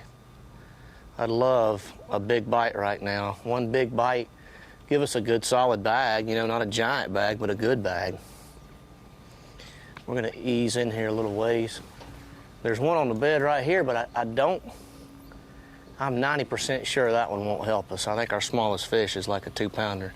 This one right here on the bed, I need to get a better look at it. No, it won't help us.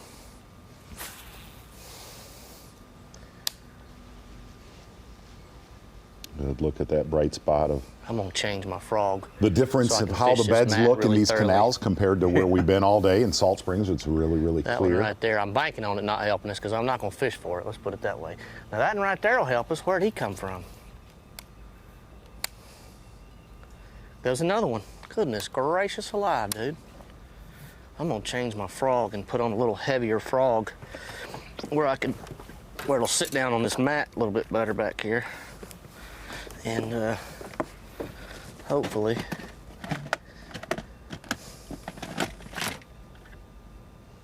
all right, you're clear. Good stuff. Nah, he won't help. I didn't think he would, but he was too easy not to just grab and check.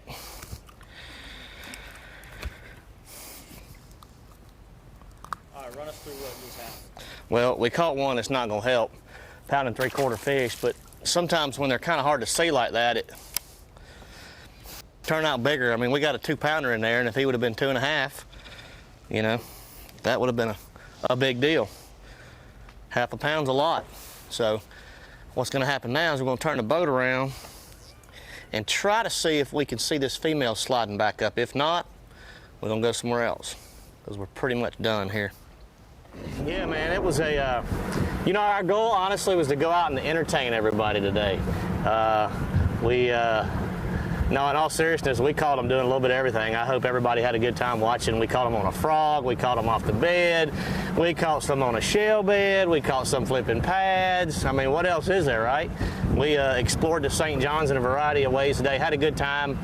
Hopefully we moved up a spot or two. You know, we were in a pretty deep hole, obviously in 10th place, but you know, I think the guys in 8th and 9th were like a pound ahead of us. So look, if we move up a couple places, I'll be ecstatic. If we don't, oh well. We gave it our all. Good week on the St. John's overall. Great finish, great points for the Bassmaster Classic, you know, back at Ray Roberts in 2025, and that's the goal, to make it there. So we will we'll go weigh them up, see what happens, but good time this week on the St. John's. He came close to winning the Classic just a few years ago. He's a 5-time Classic qualifier. Let me hear it for Team Toyota's Matt Airy. 48 pounds and 5 ounces because of the incredible job done by Corey Johnston. He needs a giant bag to load our Yeti hot seat. Looking for 25 pounds, 9 ounces, 16.8. Going to move into second place. 9 pounds an ounce short of the overall lead, but a great finish for Matt Airy as he makes his charge to get back to the 2025 Bassmaster Classic.